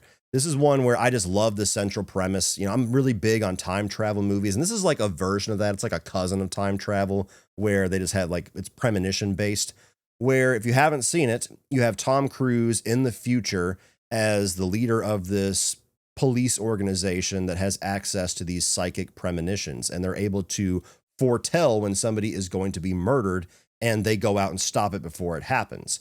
And then eventually Tom Cruise comes into work one day, and the premonition that is up on screen is that he himself is going to murder somebody, so he has to go on the run and try to discover what the hell this is about and try to stop it, even though it feels like he's on this inevitable path for it to happen.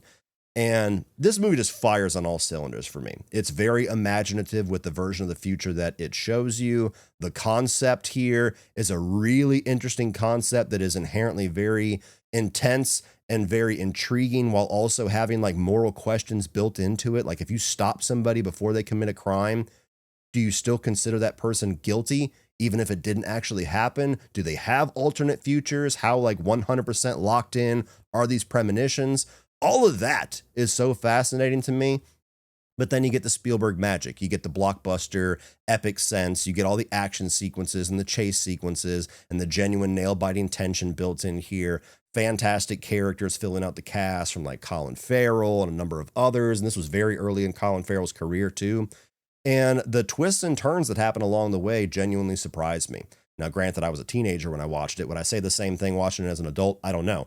But the eventual reveals of what exactly is going on, when Tom Cruise faces this person that he's about to kill, all the things that happen after that, when you start to have betrayals and intrigue and some corruption revealed, it's a movie that just goes. As soon as it starts, it just feels like it's a mile-a-minute thrill ride and never really lets up. Literally the only 2 things that I could say are even like mild flaws in this movie to me, and it's really just me like feeling obligated to give you a flaw because I love this fucking movie, is that Tom Cruise's character definitely feels like templated blockbuster Tom Cruise character, but I think it fits this movie. I don't think it's one where it stands out as an issue. It's just like, okay, Tom Cruise playing Tom Cruise in that era. That's cool. The only other one is that I've always felt like the Colin Farrell character is slightly odd with the way that he's executed and the transition that we're supposed to have with him. Throughout most of the movie, he's like this very hard-edged, unlikable government guy who's coming in with the intention of finding flaws in this system so that he can shut it down, or at least give a reason that it needs to be shut down. And there is a shift that happens in the movie where kind of on a dime, we are supposed to believe something different about him, where it's like, oh, he's actually a really good cop and he's going to do whatever's right. But the transition feels so sudden that it's slightly jarring.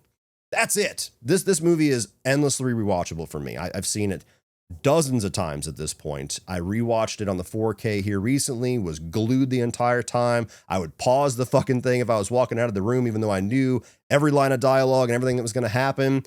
I love Minority Report. Coming in at number 8. Coming in at number 7, just when I think I've given my last hot take or my biggest hot take, I look up and there's another one staring me in the face. But I will plant my feet firmly on the ground and face the whole fucking firing squad for this one, baby. Bangarang! Hook is number 7. Deal with it. This is one of those gut punch realizations that I had when I started to participate more often in talking about movies on the internet, was that seemingly everybody else out there, except for us 90s kids, aren't that fond of Hook. It was a gut punch for me of like, how the fuck could you not love Hook? Hook is pure magic. But that's the sick, cruel reality that I live in, is that so many people are down on Hook. Not just saying, oh, you know, it's not my favorite Spielberg. This is a movie that is so often at or near the bottom of every Spielberg ranking that I have looked at, just to get a reference on how crazy my list is going to be. And I don't fucking get it. This is a movie that obviously I grew up watching, so I have a very special, nostalgia-driven place in my heart that is reserved for Hook. So sure, is there a little bit of bias there because of that? Of course, nostalgia is a powerful thing. But I genuinely think that this movie is one of the most purely enjoyable, heartwarming, family fun movies that Spielberg has ever made. And even as a 36-year-old man with my own kids, I rewatched this thing and it still hits the same. It has not lost one drip of awesomeness for me. First of all, I go to the church of Robin Williams. I mean, every 90s kid did. Everything that this guy did when I was a kid was awesome, and especially given the nature of how he left this world, it has only made the heart grow fonder with his absence, where movies that I really liked and loved with Robin Williams, I love all the more rewatching them now. Be it this, be it Mrs. Doubtfire, Jumanji, Aladdin, anything. But Hook was always one of my favorites growing up because I just really love the subversive take that it has on the classic Peter Pan storyline. I think it's always been a really smart take on these characters,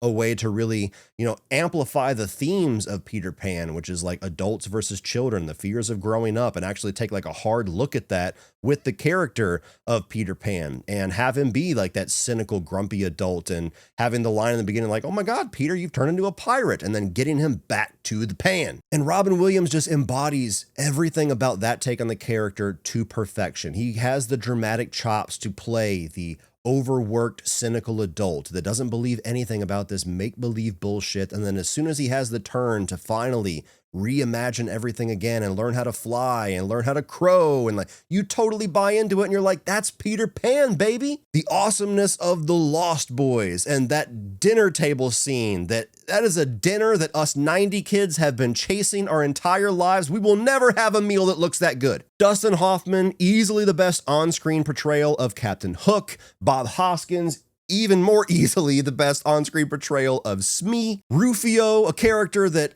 all of us wanted to be. All of us wanted that fucking haircut, as weird as it is. I still want it now. I don't know what it is about Hook, but like those of us that were alive, that were kids during the era that this movie came out, those of us that are 90s kids, that section of millennial, I haven't met anybody that belongs to that group along with me that does not feel this way about Hook. Like the magic that E.T. had for all of you 80s kids that has never really lost its power. That's very similar, if not identical, to the power that Hook has had for people my age, for people in my generation. And so I just have to assume that anybody that's like outside of that, whether you're like too old, you're a Gen Xer or a baby boomer and you're watching this and you're like, you know, it doesn't quite hit the same, or I've kind of grown out of it or whatever. You're a grumpy ass pirate and you need to put that shit aside and learn how to fly again, because Hook is fucking awesome. And I will carry the torch for it till the day I die. 90s kids unite. Coming in at number 6, we've got Raiders of the Lost Ark. And again, like saying Raiders of the Lost Ark at number 6 feels crazy, but that's just the type of list that this is. This is a movie that, of course, I grew up with, like most of us. This is basically the template, arguably, for action-adventure movies for the last number of decades. I mean, anytime you talk about a great action-adventure movie, this is usually one it's being compared to. It's our introduction to one of the most iconic movie characters of all time in Indiana Jones, played by an actor who just got done making an icon in his own right out of Han Solo, but plays something very different here. And what's cool is you have Spielberg and George Lucas that are bringing like their influences and things that they used to watch as a child and trying to do like at the time their modern take on it, and basically set like the benchmark and the template for decades to come that have inspired countless other action-adventure franchises and characters and stories. And the true magic of this movie is the practical sequences and the stunt work and the set design. I mean, this has, I don't even know if I want to say arguably, I think definitively the greatest cold open to any movie ever. And you see that whole sequence with the golden idol and the rolling ball, and you're like, okay, well, they just blew their wad. This is never going to get as exciting as that. And the movie continuously finds new ways to have action set pieces and fight sequences and gunplay and stunt work and everything that just keeps you with your jaw open and totally engaged for the rest of the entirety of the movie. Plus with this original one, I mean, there's a magic to like the introduction to these characters and this world and the philosophy with the fortune and glory with Indiana Jones. And at this point, he was still kind of a morally gray character where of course he's heroic and he's the good guy, but he's also got a little bit of a selfish streak, a little bit of an asshole vibe to him that I really enjoy and kind of miss. And then, you know, side characters like Marion in here, who is easily his best love interest. There's a reason why they keep going back to that well and making them be the inevitable happy couple, because it's supposed to be that way. And even the way that the movie utilizes Nazis as like the beginning of having them be the classic templated, like fun villain to have. Not that Nazis are fun, but it's fun to have them as the villains because it takes zero effort to get everybody on board for them getting the shit kicked out of them or getting shot or getting fucking thrown into a pit or whatever. It's like, as soon as Nazis are there, it's like, okay, have at them. I'm on board. At this point in the list, I mean, it's like, do I even need to bring up a negative to justify why it's at number 6? There's just 5 movies that, at least at this moment of recording, hit me just ever so slightly harder than Raiders of the Lost Ark, one of which is an Indiana Jones movie we haven't talked about yet. And holy fuck, we're waiting on that hot take.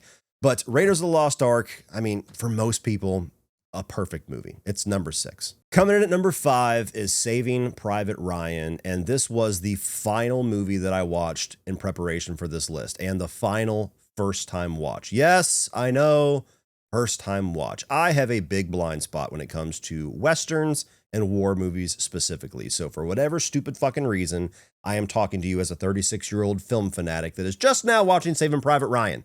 Shame me. I deserve it. But just like with Schindler's List, this was easily one of, and this one I think definitively is the most rewarding first-time watch, because I knew the reputation of this movie. I knew the things that everybody loved about it. I had always heard about the opening sequence on the beaches of Normandy and heard about the characters. Like, I knew a lot, at least it felt that way, walking into this movie. But just like with Schindler's List, I still didn't really end up being that well prepared for how amazing this film is. This, as of right now, not that I have a long list of them, but this, as of right now, is my favorite war movie that I've ever seen.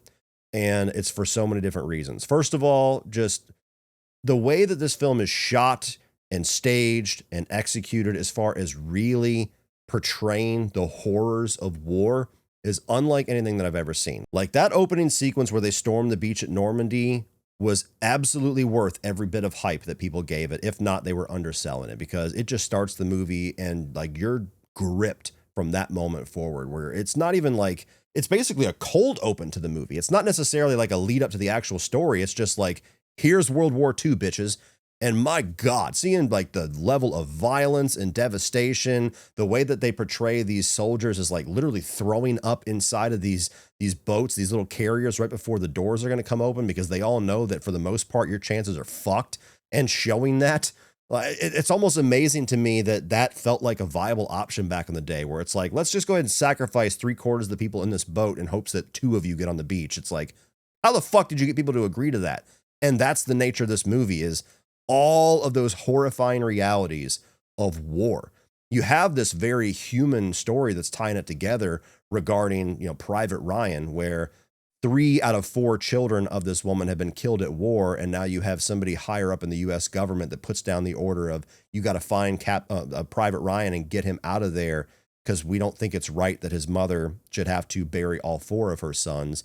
And the way that everybody reacts to that differently, where you have Tom Hanks as the officer that's just going to follow orders and not really even let his feelings out because he has a job to do. And then you have other people inside of this squad that he's put together, where some of them are very much like him. I'm following orders, so I'm going to do whatever you're saying. Like, I listen to you and you listen to them. Let's go do this. And other people calling it into question of like, why the fuck is his life more valuable than mine? Why are we potentially going to lose all of our lives to save him? Make that make sense. Even smaller moments on the way of that journey, where along the way they find like this little encampment, and Tom Hanks is like, okay, we can't just walk by these motherfuckers. Like, we got to go take them out. And everybody's like, we might die. Some of us might die. And he's like, let's go. Okay. March up the hill. And one of them dies. Like, on the surface, it's a movie that is so thrilling, so nail biting, so engaging, so gripping with everything that it's doing, from the visuals to the characters to the dialogue. But underneath all of that, like the realities of war, and that's the part of it that makes everything all the more devastating. Like, you can look at the violence and people being blown apart and losing limbs and being shot, and just like piles and piles and piles of these people that are just needlessly dying.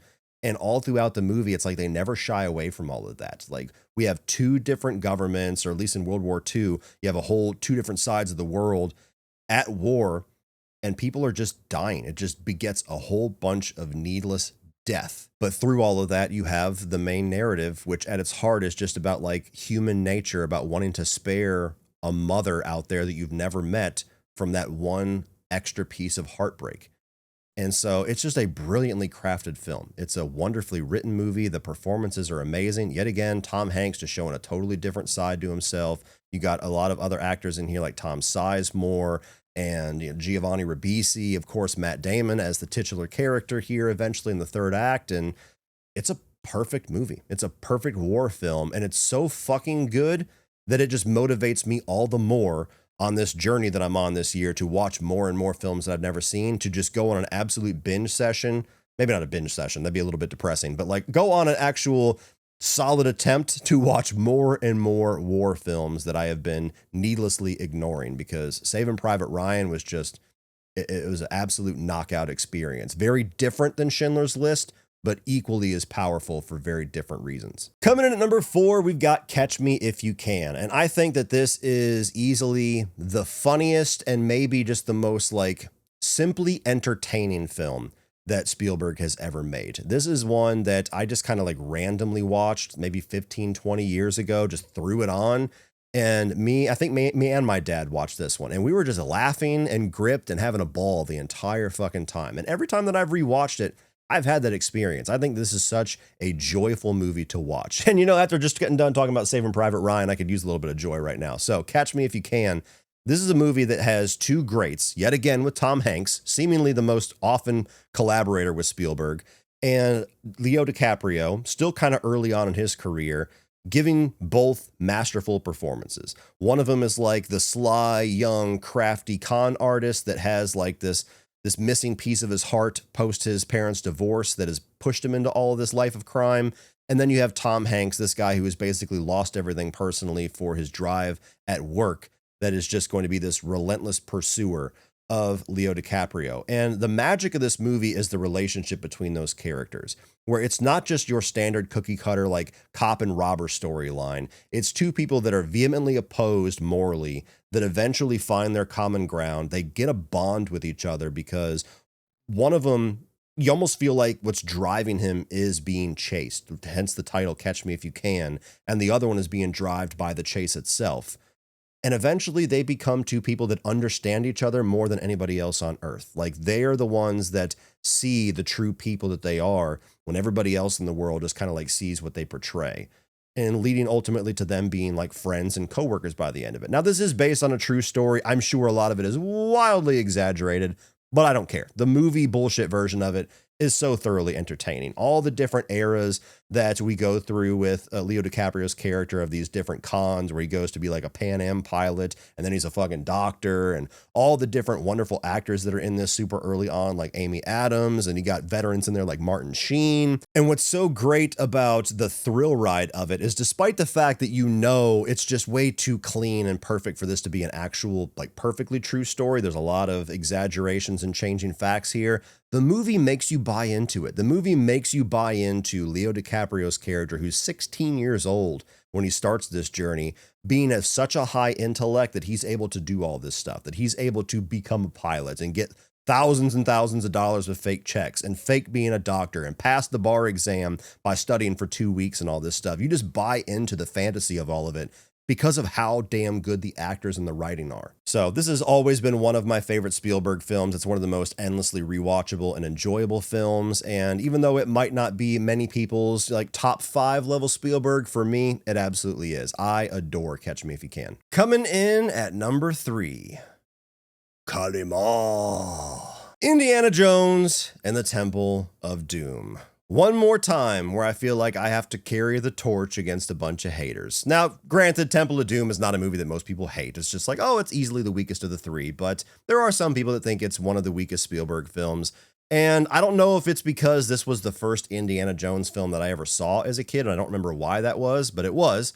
But this has always been my favorite of the original trilogy. We'll get this out of the way now. Yes, Kate Capshaw's character is annoying, especially in the first act. You know, she is not anywhere near as good of a character as Marion is. No arguments there, but I do think that that annoyance kind of subsides by the halfway point of the movie, and by the end of the film, overall, I do enjoy her character more than I dislike her. But for the first act, yes, absolutely, no arguments from me. Also, if you would like to say maybe some of the darker, more horror elements and the gross elements of this movie feel a little try hard, most notably like the dinner scene where they're eating bugs and eyeball soup and brains from the frozen heads of apes. Like, okay, possibly you have a point there. But outside of that, this movie is endlessly fucking awesome. For a moment of self-awareness, I'm a horror guy, so of course the more horror-themed Indiana Jones movie has a pretty good shot at being something that I enjoy more than most people. But I think that this film is just awesome from start to finish. It starts right away with an amazing couple of action sequences. You do have a little bit of, you know, more milder plot and dialogue heavy sections in that second act where they're kind of getting into the palace before they get into the cave and everything, but all that's still very fun because of the characters. And then as soon as you get to the halfway point of this movie, it is just balls to the fucking wall all the way to the finish line. I mean, this thing has so many awesome sequences, thrilling sequences, horrifying sequences. You get to the third act and you got that whole showdown down in the mines with that same actor that he fought in Raiders of the Lost Ark, which is really cool. And then you have the minecart race and then that showdown on the bridge. I mean, it just never lets up. It is the collection of some of my favorite action sequences of this entire franchise, just back to back to back. The villains, this like evil cult, is easily the most terrifying villains of the entire franchise. Of course, Nazis are the classic villain, and you can have a little bit more fun with them being taken out, as I said earlier. But this cult, I mean, from the moment that you see them look into that little like torture chamber and you got the dude's heart ripped out and then he's put into the pit of fire, you're like, holy fuck, run! And you cannot discount the awesomeness of Short Round. I mean, Ke Huy Quan, God bless him for having this like new resurgence of his career, oddly enough, the same year as Brendan Fraser, and they were both together in Encino Man, and a little bit of 90s kid trivia for you there. But having him as the sidekick for Indiana Jones, he's always been my favorite side character, even over Marion. I just think he's so charming and so fun.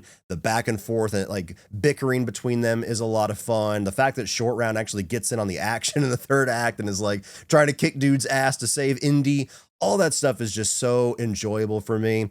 So this is a film that, yes, I could understand some people saying it's got a few more blemishes on it than Raiders or even Last Crusade, but everything else about the movie feels like it's on par and in many ways, for me personally, even better than those two films, to where it kind of comes out in the wash. So Temple of Doom, certainly a hot take for many, and it is my last hot take on this video, I promise you, as many times as I've said that, but Indiana Jones and the Temple of Doom has always been one of my favorite Spielberg films. In fact, when I think of like the adventure side of Spielberg, where most people immediately go to Raiders of the Lost Ark, or even something like E.T., my mind is stuck there in that fiery pit. Kalima. Coming in at number 2 for me is going to be Jurassic Park. And fun fact, I have it on pretty good authority, being my father, that this is actually the first film that he ever took me to the movie theaters to see. It's not like I have the stub or a picture to prove it, but when we talk about the first movie he ever took me to, he's almost certain it was this one. And for 3-year-old me, this was one of the most amazing experiences ever, to where I became infatuated with velociraptors and tyrannosauruses. I literally had a Jurassic Park backpack when I went to pre-K. There's probably a picture of it somewhere, but I can picture the backpack right now. That is how much a year later I was still infatuated with Jurassic Park. And this is one of those movies that, despite it being this big technological leap for 1993, it still looks phenomenal in 2026. And this is a mix of practical and very early primitive CGI effects, but they use the CGI so sparingly and usually just to complement all of the puppet work and all the practical designs of these dinosaurs that it has not got a single bit of rust on it whatsoever in over 30 years. And of course, the big thing that always sticks in everybody's mind, if you were there at the time, especially in the theater to experience this when it was first unearthed, is just along with the main characters, like the feeling of seeing dinosaurs come to life for the first time. That iconic scene where he, turns her head and pulls the glasses off and you see the brachiosauruses and then eventually the raptors and the tyrannosauruses. Like, that experience sticks with you if you were there for it. And the movie finds so many different ways to make like the realization of dinosaurs being alive again be both like this very adventurous and wondrous and amazing moment, while also being this incredibly nail-biting and thrilling and terrifying moment, and switches between them all throughout the movie in certain ways, and very much treats the whole quandary of dinosaurs and bringing them back as like the classic don't play God type of lesson. And you have the whole line with Jeff Goldblum's character about you were so worried about if you could, you never stopped to ask if you should. But what makes Jurassic Park stand out as what I would say is the only great movie in this franchise. I do have some that I enjoy. As I said earlier, I'm a Jurassic Park 3 defender. I think that Jurassic World is a lot of fun. Basically, end of list. But what makes Jurassic Park the original, the only one of a long-running franchise that is truly great, is that all of the character moments, all of the exposition, all of the stuff happening in the movie that's not focused on dinosaur action is just as good, if not even more compelling than the dinosaur action. All the characters in this movie are wonderfully written, wonderfully casted, and wonderfully portrayed on screen. All the dialogue setting up the interesting concept of a theme park built around the existence of dinosaurs just makes your mind go through this very crazy discovery along with the characters. Having all of those moral questions put into play before you even see the dinosaurs in the flesh is very interesting, and even more so after you see them. And then, of course, once the movie really kicks off in its full danger mode, the bond between Alan Grant and the kids and the different characters that are trying to survive over in the B storyline and all of the different things they're trying to do to get everybody off of the island safely, while still wondering, like, as a viewer, like, are they going to open this park? Like, are they going to try to get the dinosaurs back into the cages? Or is this like kaput for that idea? And obviously, the franchise tells you, nothing's ever dead. We're going to make some money off of this bitch one way or another. And it's just a phenomenally paced film. I mean, it's like, what, 45 minutes, maybe even an hour before you really get to like the T-Rex sequence, which is like the big moment where the movie turns. A lot of that leading up to it is dialogue and exposition and character interactions and world building. And at no point are you like, Jesus Christ, get to it. You're like, more. I don't care if we ever get to the dinosaurs. This shit's great. And the impact of Jurassic Park is so like permanent that it has turned dinosaurs, which was like these cool little cute things that kids used to play with toys, like this version of the world that we've never seen that, for some people is mythic, for others is science. And this movie turned them into classic movie monsters, which is one of the reasons why we've had so many sequels, because that's just such an addicting thing to try to do your own version of. Is like, I want to have my movie where T-Rexes are eating motherfuckers. So Jurassic Park, obviously one of the most like pivotal movies for me as a film fanatic. I mean, who knows?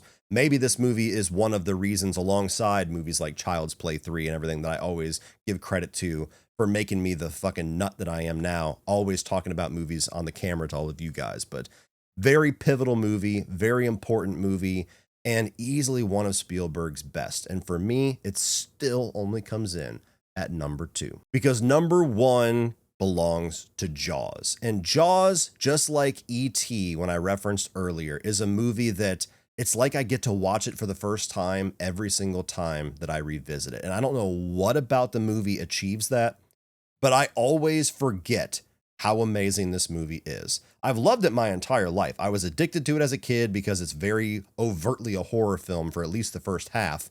And so I was always wanting to watch the Jaws, the shark sequences, and, you know, loved the dialogue with the USS Indianapolis and everything in the third act. It was a movie that as a kid, even though it's a very adult movie, just worked for me. It resonated for me. And then I went through like these eras, like in my late teens, early 20s, where I didn't watch Jaws for a very long time and kind of like forgot how amazing it was.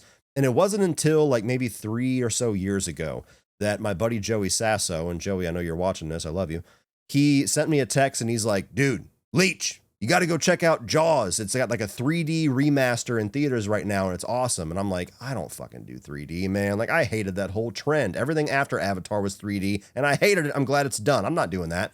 And he kept telling me, no, man, it's cool. Check it out. It's like it was always meant to be 3D. It's how cool and immersive it is. And so on like a random Wednesday at like 10 o'clock at night, it was the only showing that night. And I was like, I'm bored. Everybody's asleep. Fuck it. I'll go watch Jaws in 3D. It's not going to be as good as regular Jaws, but who cares? And I'm here to tell you, Jaws in 3D, if they ever do re-release it that way, is absolutely worth checking out, because they did such a phenomenal job at converting that movie to make it look like it was always meant to be that way with the depth of field. And it was so immersive that even scenes that I've seen dozens of times and knew was coming, like the head coming out of the hole, made me jump in the theater because it was right there in front of my face. It was an awesome experience. But what came out of that was me in my 30s rediscovering how amazing Jaws was. And I have watched it every single 4th of July since, and some years even twice. And it's just one of those films where there's no flaw in sight with this movie. It is the greatest happy accident in film history. We only have the masterpiece that we have because the fucking shark never worked, because it was such a disastrous design for them that I'm sure during the making of the movie, and even as they edited it and put it out in theaters, they're like, we have a fucking bomb on our hands. We blew it. We shit the bed. And it's only because they were forced to shoot around not having a functional shark to allow the shark to not be shown all that much in the movie that makes it the amazing film experience that it is. Where you have the same movie with a functional shark, it's not half as good. The first act of the movie, with having these killings and having like how terrifying they are, to where decades later, Jaws is still the #1 reason that people have a fear to go in the water. The movie starting off, like I said, is like a pretty overt horror experience where the shark is eating people and you never really see it. You just kind of like get the POV view in the water with that unbelievably genius John Williams score that is like one of the most simple, if not the most simple composition for a piece of music ever, and yet it's perfect. Just a couple of notes is all you need to make your spine tingle and your skin crawl, knowing that a shark is what you are seeing right now. And then the sense of adventure and fun that comes along throughout like the second half of the movie as the 3 lead characters are going off to try to hunt this shark, and you have the camaraderie and the clashing of personalities there. The USS Indianapolis scene is like one of the best monologues in film history. It's, for many people, the best part of the entire movie, and it's just dialogue. And then there's an insane conclusion, the climax of this movie, where it just feels like everything is going wrong, and you got Hooper inside of the shark cage who drops the spear that's going to be the answer to everything and has to float away, and you don't really know what his fate is. The shark comes up onto the ship and takes out Quint. Still to this day, one of the scariest sequences ever to watch for the first time. And then Brody left there on this sinking ship, quite literally the coolest version of a ticking clock ever, having to think on his feet and eventually get victorious over the shark by using a scuba tank. I mean, it's a phenomenal movie. It's just a flawless masterpiece. A phrase that I almost never say, but it feels like it applies to at least a third of this list. Jaws is a film that I will just never get tired of. I will never cease to be amazed by it. I am an absolute whore for like all the different memorabilia and all the different little collector's items. I mean, I got like a fucking $300 shark. I mean, let me see this bitch. This is my Bruce. This is one of the coolest things that I have in this room that I got with Mondo when they released the Jaws soundtrack. And you can pick the different things to put in his mouth, and that's what I chose. So yeah, I mean, I spent like, I think with the vinyl in this, it was like closer to like $400 something, worth every fucking penny. Anyway, I've been talking for like 6 days at this point about Spielberg films, and this was just one of the coolest journeys that I've been on in the 10 years that I've been on YouTube, was just diving full on into a filmmaker's filmography, living in his world, only watching his films back to back for well over a month. And this is what comes out the other end, is a ranking that hopefully you guys really enjoy. Some of you, I'm sure, are going to disagree with a lot of it, but hopefully you enjoy the fact that we have different opinions, and you can let me know your ranking down below. But Steven Spielberg earns every single piece of his reputation, earns every single piece of his legend, and Jaws, of the 35 films that he has given us, is my number one. Well, that's it for this one, guys. If you enjoyed that, please click over here for all of my 2026 new release reviews. I am also going to put my review of Disclosure Day up here if you want some of my more filled out thoughts on that movie. Please like, share, hit that subscribe button so you don't miss anything in the future. Give me a suggestion down below for the next director you want to see me do a full dive into. And as always, remember, opinions are like assholes, but that doesn't mean you have to be.